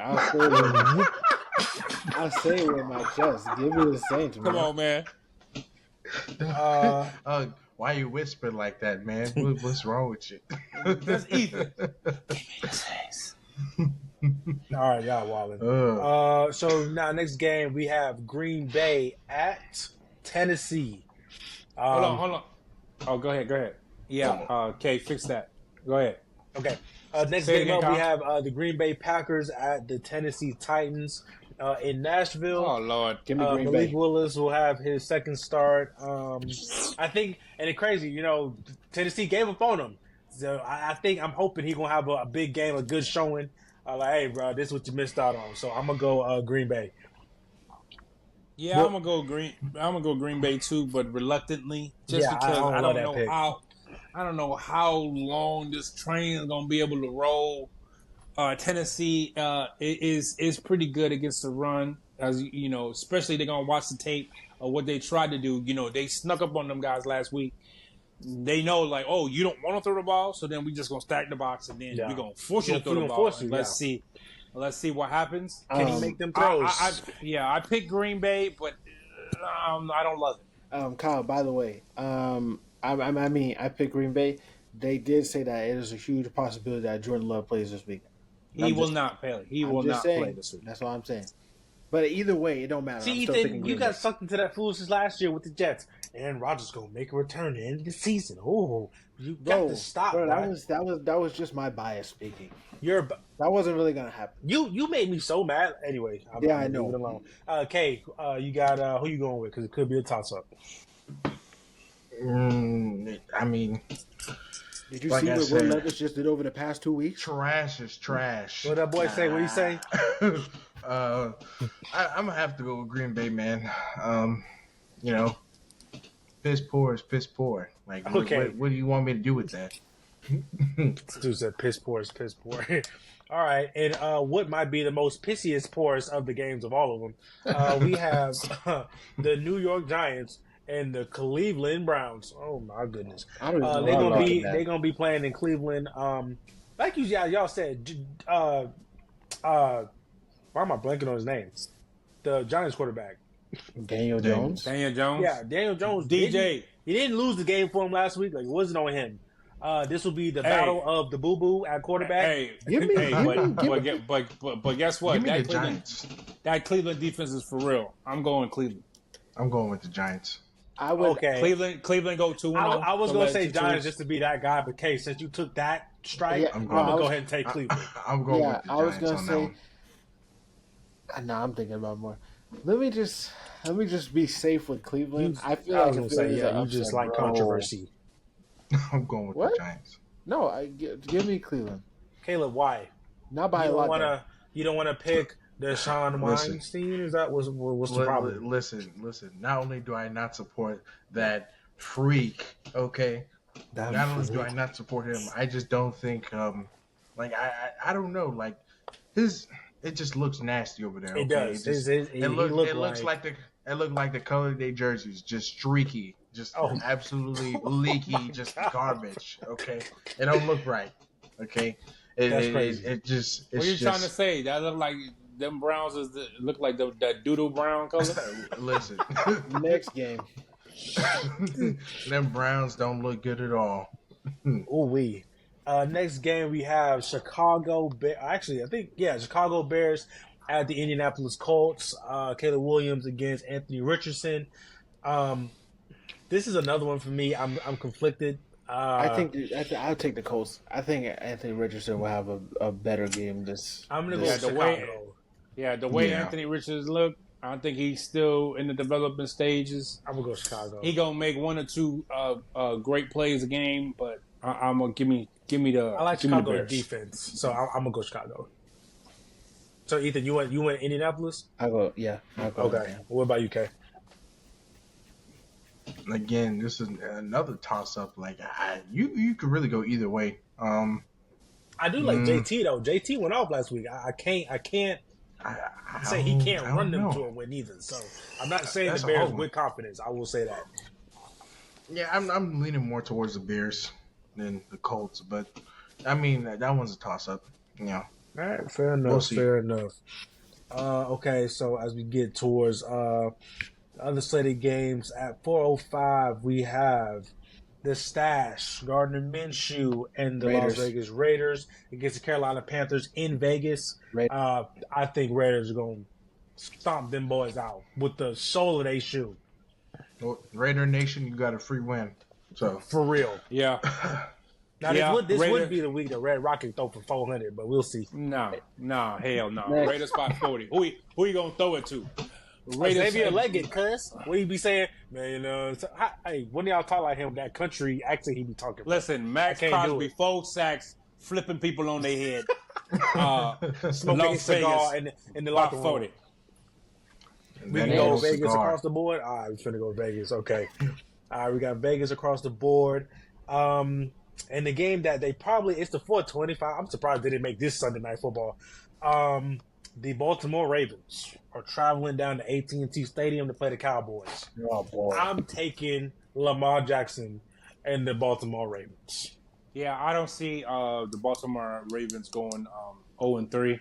Ain't no way. So we're gonna go Baltimore on that. Ethan, I already know your hate gonna make you pick who you gotta pick. So go ahead. No, I actually want to pick the Cowboys, and I'm being completely honest. So pick them then. But I mean, you want to pick I'm them. going to say this Put your mouth where your heart I'm is. going to say this just to make you mad. I think I'm still going to pick the Cowboys, and I'm just going to say this just to make you mad. I mean, I just see two fraudulent players playing each other, so I really don't know who to pick. But Who is the two fraudulent players? I'll go with give me the Cowboys. Who are the two fraudulent players? What are you talking about? We're talking about that. I'm going with the Ravens. I don't believe in Dak. So No, I want to know who fraudulent. Let's go with the next game. Nah. We're not going any goddamn place. Obviously, he calling Lamar fraudulent. That's what I'm trying to say. I know you're gonna say Dak. I'm trying to figure out who the other one is. Can we go to the? Me personally, I don't believe that. But, Can we go to the? Can we You go to the calling next Lamar? game? No, I want to get this on tape. You calling Lamar Jackson fraudulent? Can we go to the 2-time MVP winner? You Can calling we- him fraudulent? Can we go to the next game, please? No. You trying to whisper and you trying to slide on this? No, I want to. Hey, chat. Remember, hey, we're gonna clip this up because this is gonna come back. It's gonna age terribly. You're saying I got you. that Lamar Jackson is a fraud. Say it with your chest now. Hey, Unc, I've been rewatching Suits, the lawyer show. Ethan, I got you on the stand under oath. Did you or did you not just say Lamar Jackson is fraudulent? And may I remind you that if you lie, that is perjury. Listen, you better plead the fifth. Take the fifth. Don't Okay, say nothing. Can't know his laws. Don't say nothing. Don't say nothing. How about this? Because the word of fraud is associated with Dak Prescott, I'll remove it from Lamar Jackson. And so you're saying that they're close to like? And I will. You just said two frauds. Hold on. I removed the word fraudulent from Lamar Jackson, and I'll put the word unproven. If that makes you feel better. It probably doesn't. Two-time MVP is unproven? Hold on. Wait a minute. Let's finish out the round. Let's finish out next week. In the playoffs. Let's finish out. Hold on. Let's finish out. You're talking about a two-time MVP, Hall of Fame quarterback is unproven. I'm standing on it. I ain't moving away from it. I'm standing on it. I ain't moving. Listen, so he not willing to elaborate. So let's move on. Come on. No. Remember this. Is Jordan Love proven? No. Why would I say that he's proven? How could I say he's proven? How could you? There's no way you could. How could I say that he's proven? No, I was just gonna see if he was gonna fall for that. He'd be like, when they win a playoff game, I was just waiting on you to say that. But anyway, here we go. San Francisco is at SoFi in LA. I think I'm taking San Francisco. Obviously, both sides are dealing with huge injuries to their offenses. On offense, I do believe the 49ers have more weapons, and of course, they still have their defense. The Rams. Oh, okay. I'm taking San Fran in LA. Episode 5, Lamar Jackson. You can give me. See how he said fraud.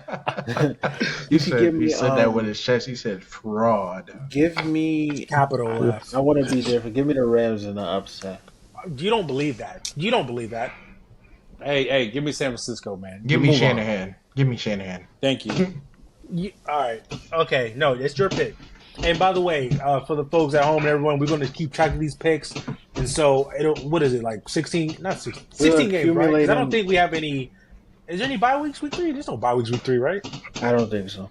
So, yeah, 16 games. So, we may be 10-6 or whatever based on our record. What we got right and wrong. So, we'll keep track of that over the course of the season. Who has the best percentage as far as predicting games. Final game for Sunday, we have the Detroit Lions and the Arizona Cardinals. And again, the Cardinals look good, man. They're coming off a good week, smashing Are they playing Rams. in Glendale? Where are they playing? In Glendale, Arizona. Oh boy. I'll take Arizona. I want to put that. Give me the Cardinals. I'll take Arizona as well. I think that'll be a good game. I do think that will be one of the better games of the Sunday slate because they are both immensely talented teams, good defenses, and like you said, want to get the running game involved. Both teams want to get their backs going, play action, and open up different stuff in different ways. So I'm going to take Arizona, and then the two Monday night games. We have the 7:30 and the 8:15. Lord have mercy, we got Jacksonville Jaguars at 7:30 against the Buffalo Bills. They are playing. Give me the Bills in Buffalo. Bills by 20. Come on. That shouldn't even be a question. Buffalo double-digit dub. Moving on. And then to end the night, tell that boy interesting Sunshine matchup. to go back home. For real. Well, home is in Gainesville, cuz. But in the final game of the week, Monday night, we have an interesting matchup. The Washington Football Commanders at Cincinnati, who is 0-2. Cincinnati has shown me that they could lose this game. They do this every year. Start 0-2 and then run off 5-6 in a row. That's what I'm saying. Give me Cincinnati. So, you think so? Oh, God. I believe in the weapons. I believe in just the raw talent. I'll say Give me Cincinnati. Cincy. Give me Cincy. I truly I feel like they are going to lose this game. I'm taking Washington. I still pick the Commanders. I am. I am. Stupid. I'm taking Washington. Because Jaden Daniels, I think, if I'm correct, still hasn't thrown a touchdown. Yeah, actually, he hasn't. Still hasn't thrown a touchdown this year. I think this will be the game where he gets his first touchdown passing. I think they win on Monday Night Football. So that is our predictions for Week 3. Of course, we're going to come back and see how we do next week once these games are done and final. But with that being said, leading into next week and based off of Week 2 performances, we're going to go ahead and just give off quickly our power rankings going into Week 3. I don't know if you guys have yours in front of me. I kept mine, so I still have mine in front of me. And again, we can always just pull the tape and just put it up for the people to see. But last week I had the Chiefs at 1, 49ers at 2, Lions at 3, Texans at 4, Eagles at 5. This week, a lot of changes. 1, 2, 3 of my top 5 lost, which is disappointing. But power rankings this week, I'm high on the Texans, so I got my Texans at number 1. Or not my Texans. Well, I didn't really say my Texans, but the Texans are number 1. I think what the CJ Stroud glaze. Oh no, for sure. I'm gonna have to throw it. It just took a hold of him. Because I can move the list back and forth. I'm gonna just put him there for right now. And he probably not gonna be there next week, but because the list is fluid, as Unc has set the example for, I'm gonna throw some stuff, and it may be switched around next week. But I like Houston. I like Houston's offense and defense combination right now more than I like Pat Mahomes and their defense combo right now. Although the defense in Kansas City is always better than what people say because Pat Mahomes and the offense are do what they do. So the defense always gets overlooked. But I do like the Texans. I love that. They just grounded that game, or grind. That's what it is, a grind of a game. Would basically pretty much make Caleb Williams quit when they played Chicago. Huh? What'd you say? We doing top 10 or? Oh no, 5. Just top 5. Top 5. Top 5? Okay. Yeah. I have Chiefs at number 2. They just fall one spot for me. They're going to probably be up there the whole year. I mean, we know Kansas City, so. He's about to say something stupid. No, Brad. I sense the Saints. Come on now. Brad, I put the Saints at 3 because I'm not stupid. I'm not stupid, okay? As much as I don't like them, I'm not going to be stupid. They put it on. Like, I'm telling you, the team look good, bro. Now, like I say, when it come to us, and it's going to be a whole nother story, but they look good, okay? Offensively, they look balanced, all right? I like a balanced offense. Man action. For as well as the Nuggets have played at times, Perk, is that you moaning in my ear over and over again? Yeah, I know. I was getting ready to ask you. You sound like you got sleep apnea. That's what they're able to do. The defense is always solid. Their front seven, especially, and I don't even think Marshawn Lattimore played. I don't think he played in that game. He didn't play against Dallas. So, but they're known for their front seven. That front seven is always very physical. Can rush the passer with 4. So I have them at 3. I have a team that's kind of, I wouldn't say under the radar, but I think surprisingly are doing what they need to do to win. And I have Buffalo at 4. I think before Tua went down, the game was not close. It wasn't, truly. And again, physical. They were running the ball. Like I said, James Cook's getting 7-8 yards of carry. Their defense played well. Now, Miami, because their offense can be spotty, I'm not going to be like, well, they shut down Miami's offense, so y'all win the prize. But they have a solid defense. We'll see how they look moving forward this year. Then I have Buffalo at 4. And my number 5, looking across the landscape, it was hard to find press a 5. I got the Bucks to round out the top 5. They beat a good Detroit team. Detroit's not a pushover. Like y'all said, Baker looked good. That offense looked good. That defense flying around. Even the safety, I forget his name, but one of the better safeties in the game. I keep forgetting his name. Real physical, can play the ball. I have the Bucks at 5. So Texans, Chiefs, Saints, Bills, and Bucks round out my top 5. I don't really got anything wrong with that. Well, I can go with mine. Yeah, Mine's go ahead. kind of the same, but just a little different, tweak a little. At 1, I still have the Chiefs. I know they lost. I mean, not lost, sorry. I know they won. They won by the hair, but guess what? Yeah. They're still the best team in football, unfortunately. So there's nothing you can do about it. Number 2, this is where, kind of differentiates here. Number two, I mean, you can't say that the Saints haven't been like, bro, outside of the Chiefs. I mean, they look. I know. I hate to say it, but they do. Y'all both of y'all. Yeah, I Y'all got know, Derek Carr, the 24th, and bruh. now y'all want a slurper. Listen, Now y'all not both it's of not them. even him. I said as a I have team. a stat of Derek Carr the past 3 seasons from weeks 1 through 8, and then 9 through 17. But I ain't gonna throw that stat out Listen, until we I don't get to wanna hear about about week none of 8. that. listen. I don't want to hear none of that. Listen, I'll say we that. talking about let him finish. this is the week 2 power rankings. I don't care about last year. I put him I where don't he care at. about none of that. It's okay. Let's see what that boy end up. So week 17. no, when you saying, "Oh, I'm gonna wait until week 8 to," no, it don't matter. No, I'm letting you get off. I'm letting you glaze him up nice and shiny right now. I'm gonna let you do it right now. Listen, Now, I have Matt when Chu. it's bone dry nasty and brittle, week 17. All right, Bro, Listen, y'all I have talking Matt crazy Chu. tonight, bro. Caleb, you need to get your mind out of Diddy house. All right, go ahead, Ethan. Sorry. I have Matt Chu. Outside of the Chiefs, because they won the Super Bowl, defended whatever. They literally look like the second best team, if not best team of football. Number 3, I got the Texans. Why not?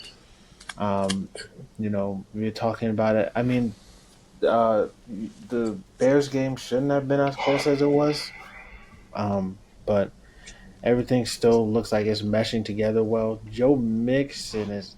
I don't know if he's out this week, He's but questionable. they did say he has some injury, so we'll see about that one. Ankle, yeah. At number 4, Bills. I mean, they still. I mean, there's nothing really that you could say bad about them. I mean, they had the comeback win against the Cardinals week 1, and then they beat up on Miami week 2. Week 3, that might even be even more of a blowout than the first 2. I guess I'm sorry, Jaguars. And then at 5, Bucks. Like you said, I think that they're doing everything that they need to do. Baker, I wouldn't say he's playing out of his mind, but like I said earlier, he's playing with a lot of confidence. Like for Bucks fans to go from Tom to Baker, and they were probably iffy on if he was going to really make some noise and stuff like that. I mean, the man is doing a great job. So that's my top 5. I think me and you just have 2 and 3 switched. Yeah. All right. Well, I got similar with one caveat. Spoiler alert. I already know who it is too. Listen, man, I don't do no 1 through 5. I do 5 to 1. You understand me?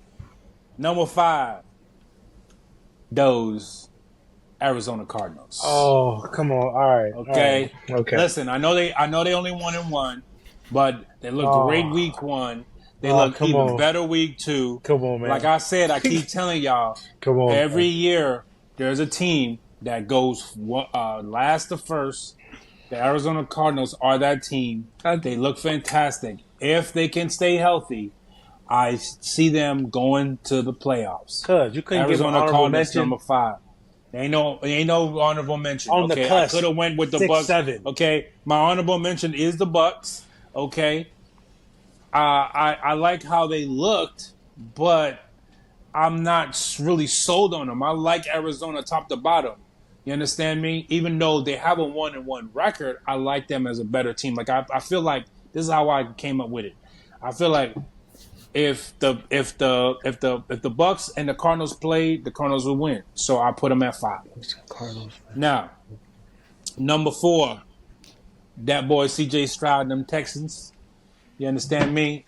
I love what they're doing out there. You know how I feel about C.J. Stroud. They got all the weapons. The defense looks good. And I'm going to continue to glaze C.J. Now, I don't know. Number 3. They oil down, brother. Put it down. The number 3. Who they say they're going to beat them Saints? Not a goddamn body, baby. Number 3. I got my Saints and that Derek Carr slinging that rock all over the field, baby. You can't stop Alvin Kamara, even though you two say he's bottom 3rd of the league and as a quarterback. He's proving you both wrong, and he's going to continue to prove y'all wrong. And he going that's like I said, chat, put it in the chat. Both these lists, Kyle and Ethan, garbage can, bottom of the ocean, with the rest of that garbage on the bottom of there. Okay, those lists remind me of the Carolina Panthers. Hot garbage. It's okay. Okay, Do you now have- we're moving up the do you have list. the Number two. Your day of I reckoning have- is coming. Don't worry. Hey, your That's list. okay. That's okay. Guess what? Okay. It's fluid. Okay, No, that's it's fine. fluid. That All boy right. Your gonna have list- about your list- 147, your list- 3 Number interceptions. Number two. You got the And it Bills? pains me to say this. Bills? Oh, them Bills, Yeah. man. Oh, wow. Well, That- that's it a good pains thing. me. That's good. It pains me to say the Bills. I didn't think they were going to be as good as they are. Losing Diggs, not really signing anybody in the offseason. They didn't really get any free agents that are noteworthy. But I guess, mama, there goes that man again. Josh Allen. Josh Allen. He just doing everything for that team. He running it. He throwing it. He getting out of pressures. He breaking tackles, doing what he do. It pains me to say that it look like they probably going to win the division again. And it saddens me, but I got to give props where props due. And the number one, I think we all had number one, man, the Chiefs. Even though they struggled a little bit this week, they are the best team in football because the good teams find a way to win even when they're not playing their best game. Patrick Mahomes, I don't think Patrick Mahomes is going to go another game this season with two interceptions. And I just like it, man. I really like the Chiefs, and I really like what they look like. I can tell you what Kyle thought in his head when you said that. What? Wait, what? Bro, he finna throw 2 picks in the next game. No, he's not gonna go another game. I'm not saying he's Tell not you, throwing Kyle any literally picks, thought- As soon as you said that, he was but like, two in the game. I don't see that happening again. look, bro. He throwing 2 picks. You got to think about it. He only threw like 7 or 8 picks last year in the whole season. Yeah, no, he's not throwing 2 picks That again. sounds I about don't right. expect that. I don't expect 2 picks tomorrow, or not tomorrow, but next week. So I'm gonna keep this list short and sweet. All right. At 1, I got them Chiefs and Patty Mahomes. At 2, I got them Texans and C.J. Stroud. At 3, I got them Buffalo Bills. At 4, I have the Saints, and at 5, I have the Bucks. That's my list. Not a bad list. Mm-hmm. I was your list with having Bills at 2. I was like, dang, do I want them I at was 2 or shocked do with I that want one. the Saints at 2? The only reason why I put the Saints at 2 is because if you're talking about the overall structure of the team, I think the on Saints have a both better sides, team. I was like, listen, When you look I'll at put the structure, Saints but at 2. I think the quality of wins, like for like the Saints played well against the beat down the Cowboys, but the first game was the Panthers, so I don't really count that. Sure. As they play a high school team, but the Bills played my Dolphins, who I thought were going to be deep in the playoffs this year, and the first game of the season they played very well, so that's why I put them ahead of the Saints. I can see it. I'm not mad at it. All right, cool. So that is our Power 5 rankings going into Week 3. Of course, if Week 2 taught us anything, anybody can win on any given Sunday. So we're going to see how Week 3 turns out for real. That's not true. All right, and as we come to our final segment on what – oh, hold on. Goodness gracious. And as we come up on our final segment on today's pod, what we going to be talking about today? Because I know something happened last Saturday that had your chest burning. Hey man, y'all see the shirt? You know what I'm saying? I rep. You know what I'm saying? Dion. Colorado. I like what they're doing. I'm not a fan of those. I'm a Hurricane, but. I want to see my boy succeed, and be successful out there. There's a lot of haters out there. They don't like how he's doing it because he's doing it different. He's doing it the way he want to do it, and it's untraditional. But Dion is who he is, and he come with the swag. And so when you come with that swag, and people who are uncomfortable in their own self, when they're uncomfortable with their own manhood, they want to question you and what you doing, right? I need Colorado State. Come on down here, talk to your old boy man. Let's get it going. Braden Fowler, are you nuts? Jay Norvell, are you nuts? You come out here after week 1, getting your brains beat in by 52-0, okay? Texas beat you 52-0. And you have the nerve.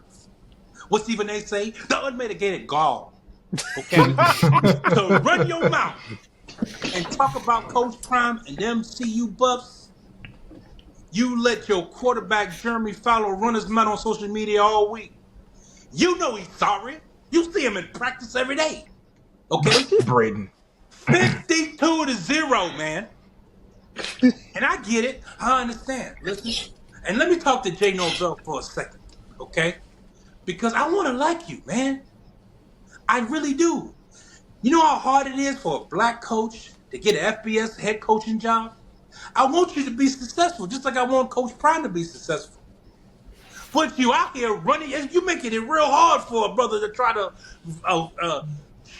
get some support around you because of this foolishness, man. Listen, leave Coach Prime alone, okay? He didn't bust your ass 2 years in a row now, okay? Now it's time to shut the hell up, okay? You come out here losing by 52 points, okay? Then you come and play a CU, get beat 28-9, just beat the brakes off you. And then Braden or whatever the hell the rest of your name is, okay, you got the nerve to little man Travis Hunter, the dude that's going to be number 1 pick in the draft. Have you lost your mind? You got to be nuts, Braden, whatever the rest of your name is. Okay? So I had to get that off my chest, man. I see that. Okay? And then finally, you have the nerve, Braden. After you get the brakes beat off you, you want to go walk up to George Sanders and try to shake his hand. Well, why the hell would I want to shake your hand? Okay? And I hear all the pundits that come out and they say, oh, it's a sportsman-like thing to do when, you're in the battle and it's over. You shake their hand. I don't want to shake your hand. Okay? You talk crap about me all week and it didn't have anything to do with football. You trying to assassinate my character. Okay? And then after I beat the brakes off you, you want to run up and talk a handshake? If you don't get away from... You know what I really want to say. Okay? But this is a PG program, and I'm going to keep it PG. Okay? Hey, I appreciate that. You understand me? But Braden, whatever the rest of your name is, and Jay Norvell, because guess what they say? What do they say? And Kyle, you know this? Okay? If you ain't coaching it, you allowing the foolishness. Well, yeah. So okay, so you allow them dudes to sit down and have a interview where you talk crap about the CU Buffs, knowing that you got to face them on the field, baby. They beat the brakes off you last year. Well, they didn't beat the brakes off you. You came in and you handled your business, but that was the first year that Coach Prime was there. You've been over there. You've been over Colorado State. You had plenty of time to do what he doing, but you're mad and you're salty because you said, hey, it took me 30 years to get this head coaching job. And Coach Prime just walk over here and get it just because he Coach Prime. Hell yeah, he get it because he Coach Prime. Okay? He brought that damn $300 million to Colorado last year, okay? $300 million, okay? All the players, what shoes they wearing? The Coach Prime shoe, man. You got a shoe. Okay? So, I want to say that Jay Norvell, it's over, it's done. You need to shut the hell up, okay? Thank goodness that you don't play CU for another 2 years so they can come back and beat the brakes off you again. Okay? Jeremy, Brady, whatever the hell your name is, okay? Enjoy the rest of the season, and then guess what? You're going to go sell used cars or insurance or something because you got no future anywhere else. Okay? You need to shut the hell up as well. All right? So, I seen that this week. It's been bothering me. It was been on my spirit, so I had to let that one out. Y'all tell me what y'all think, man. Hey, chat, in the comment section, tell me what y'all think. about the CU Colorado State rivalry. Who's right? Who's wrong? Should he shook the hand? Should he not shake the hand? Okay, to me, listen. You talk crap about me. I ain't shaking your hand. But maybe I'm wrong. You understand me? Hey, man, thank y'all for coming to Unc's Corner and hanging with your Unc. And like I said, put it in the comment section. Please consider like, comment, and subscribing to our podcast. And I'm going to turn it back over to y'all, man. What the hell y'all think about my Unc's Corner and about the Colorado State beef? Man, I think you hate on some points that are hilarious. Me personally, like playing. If you talking, because we'd have games where like I'll never forget this. We had a game where I think we were playing down in Columbus for like like the preseason hype tournament, whatever. Like you have something like that. And there was this guy on the team that they had. He was a D tackle. I think he was actually supposed to like committed to go somewhere. But I'll never forget. He was talking crazy online. Like he had like a crazy name. Like his name was like Diesel Man or so. It was just a stupid name. But he was talking crazy. And we went down there, beat them. Mind you, he couldn't be on the field more than 2 plays because it was like 110 degrees, like on that artificial turf. So like he out there like. By the end of the game, he's like, man, good game, bro. Helping us up and stuff. I'm like, this is the same dude who was calling us crazy, like talking crazy the rest of the week. But like me, I'm like, bro, I'm not like with the haha, like now we friendly because bro, you was talking crazy 3 days ago. So I understand where Shadil was coming from. Me personally, I'm not shaking your hand, bro. Don't. And the thing is, he made like a beeline toward us. So it's like, oh, I'm gonna make this a moment. Like we not cool by y'all. You too much clout chasing. You trying to clout chase. Then you want to ain't no kumbaya, bro. Ain't no love lost. Ain't no kumbaya. We beat your head in, but I do keep receipts. And you was talking crazy. You had a little sit down, a little cute moment. Go ahead and go back to. Well, I don't even know what Colorado State is. Where y'all at? They in Denver? Like where they at? I don't know where y'all at. I have no idea. Y'all could be in Aurora for all I care. You go back out there and ain't nobody finna come see them either. Exactly. So I feel the same way. Stay over there, and I'm gonna stay over here. But I like that type of chippiness, like that competitiveness in football. Listen, I do keep think that same energy, bro. That same energy you had when you was talking that mess. Keep that same energy when I see you. Exactly. I think football and like sports is just too friendly. So I like stuff like that. What y'all think? I didn't really. I mean, you kind of gave a good summary of it because I didn't really know what was happening. I didn't really watch college football this weekend. There was a lot going on, but I mean, I would agree. I like my thing when people are talking trash or stuff like that or whatever, and it might happen like I'm playing basketball with like randoms or whatever. My not philosophy, but how I roll Response? is you let your game talk for you. You don't even have to say anything. And that's how I am. Because there's a lot of people, they're like, oh, I would have said something by then, blah, blah, whatever. I would have did this, I would have did that. I'm like, why do that where you could beat him? Beat him, make him look bad. Well, my question is to you. If he come up to you after the game, saying I said no. Trash. Like what I'm doing. I'm not. You can try to acknowledge me. I'm not going to do that because I'm going to be like, yo, my game backed up my talk. I have nothing to say to you. Like, what do I need to say to you? So no, that's what I'm saying that I do when I'm playing like a bunch of randos or whatever it is. And some people are like, oh, I'd be talking off my head or whatever, ignore. But no, I play how I play. When, like you said, they beat the brakes off of them. Listen, my game talk for itself. I got nothing to say to you. You can keep talking, but I'm not gonna respond to you. So at the end of the day, you're gonna look like a fool. Okay. I'm gonna wrap this up nicely and I'm gonna put a bow on it. Okay, ain't no rivalry.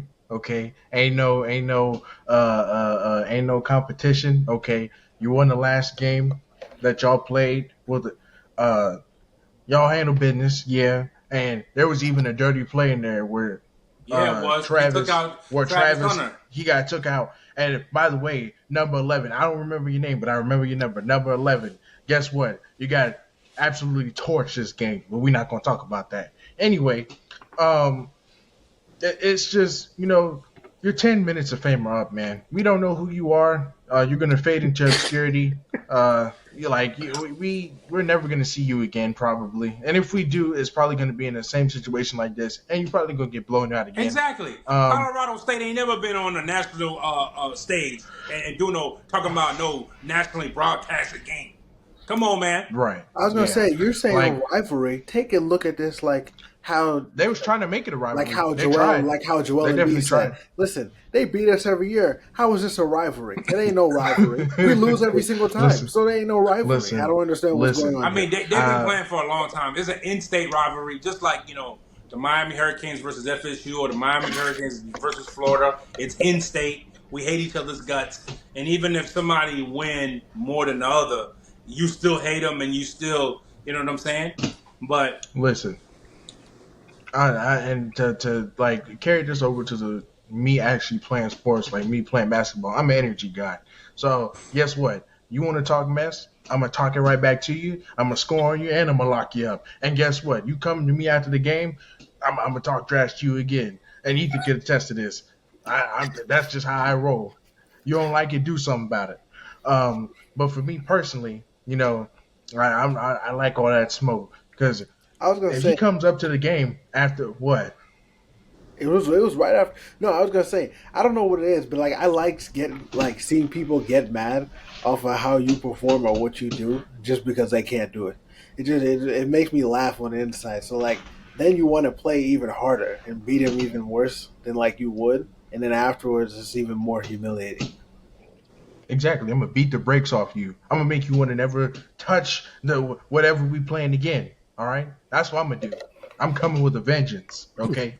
But that's just me. Hey, in 6 months that boy gonna be like, hey, on a local TV channel talking about some. Come visit your boy Braden here. Get 20% APR on this used Buick. That man,